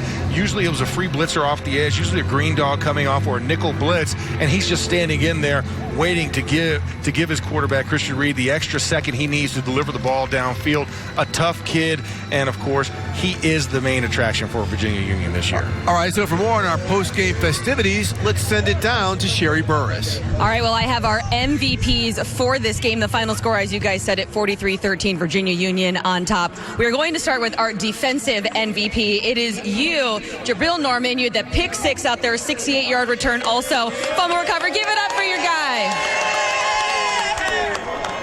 This is just the start of the season for you, but 2 incredibly big plays to lead to this win. What led to your production in this game? First of all, I want to give all glory to God, of course. You know, without him, I wouldn't be who I was or half the athlete I am today. And then my team hyping me up, you know. I'm a transfer here, so it's new. They welcome me in, you know, and gave, you know, run the energy in, run the intensity, so I just fit right in there, you know. How do you guys ride this momentum as you head into a new season? What was that? I'm sorry. How do you ride this momentum into a new season? Hey, taking the game at a time, day at a time, you know, practice at a time. That's how I look at it, you know.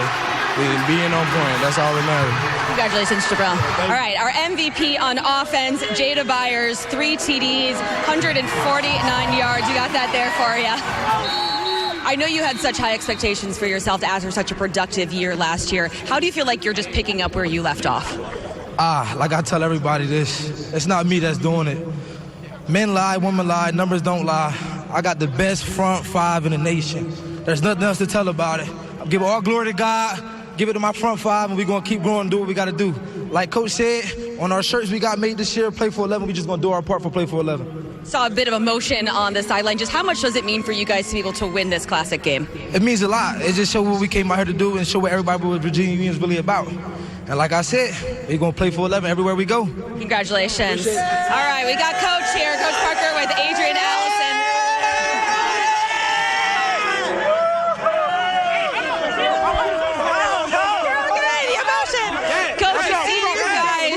No, you're good, Coach. You see your guys just with the trophy, the emotion. How do you describe this? We're extremely excited. We're glad to be here. You know, we was able to come here and represent like we did. So I'm just happy. It's about the guys.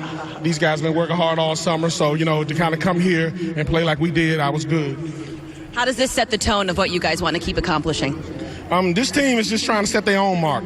They want to be their own team. They don't want it to be compared to any other team that we had here, and I respect that. So today was their chance to show that. They showed that they could finish. Similar question for you. How do you ride this momentum? It's a short week, so, you know, we got to get back and prepare right away. You know, it's not a lot of downtime, and I think, you know, these guys have the mindset that we can do that, so, you know, it's the next game for us. Congratulations. Enjoy that happy flight home. Thank you. Bus ride. Bus ride. Sherry Burris stays safe down there. Celebrate, Virginia Union. Do your thing. Well done.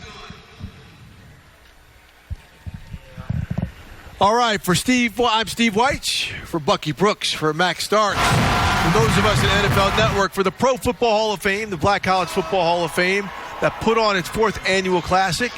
To the victors, Virginia Union, who put on the show. We want to thank you. Max Starks, Bucky Brooks, well done. Until next year, gentlemen. I'm for the grill.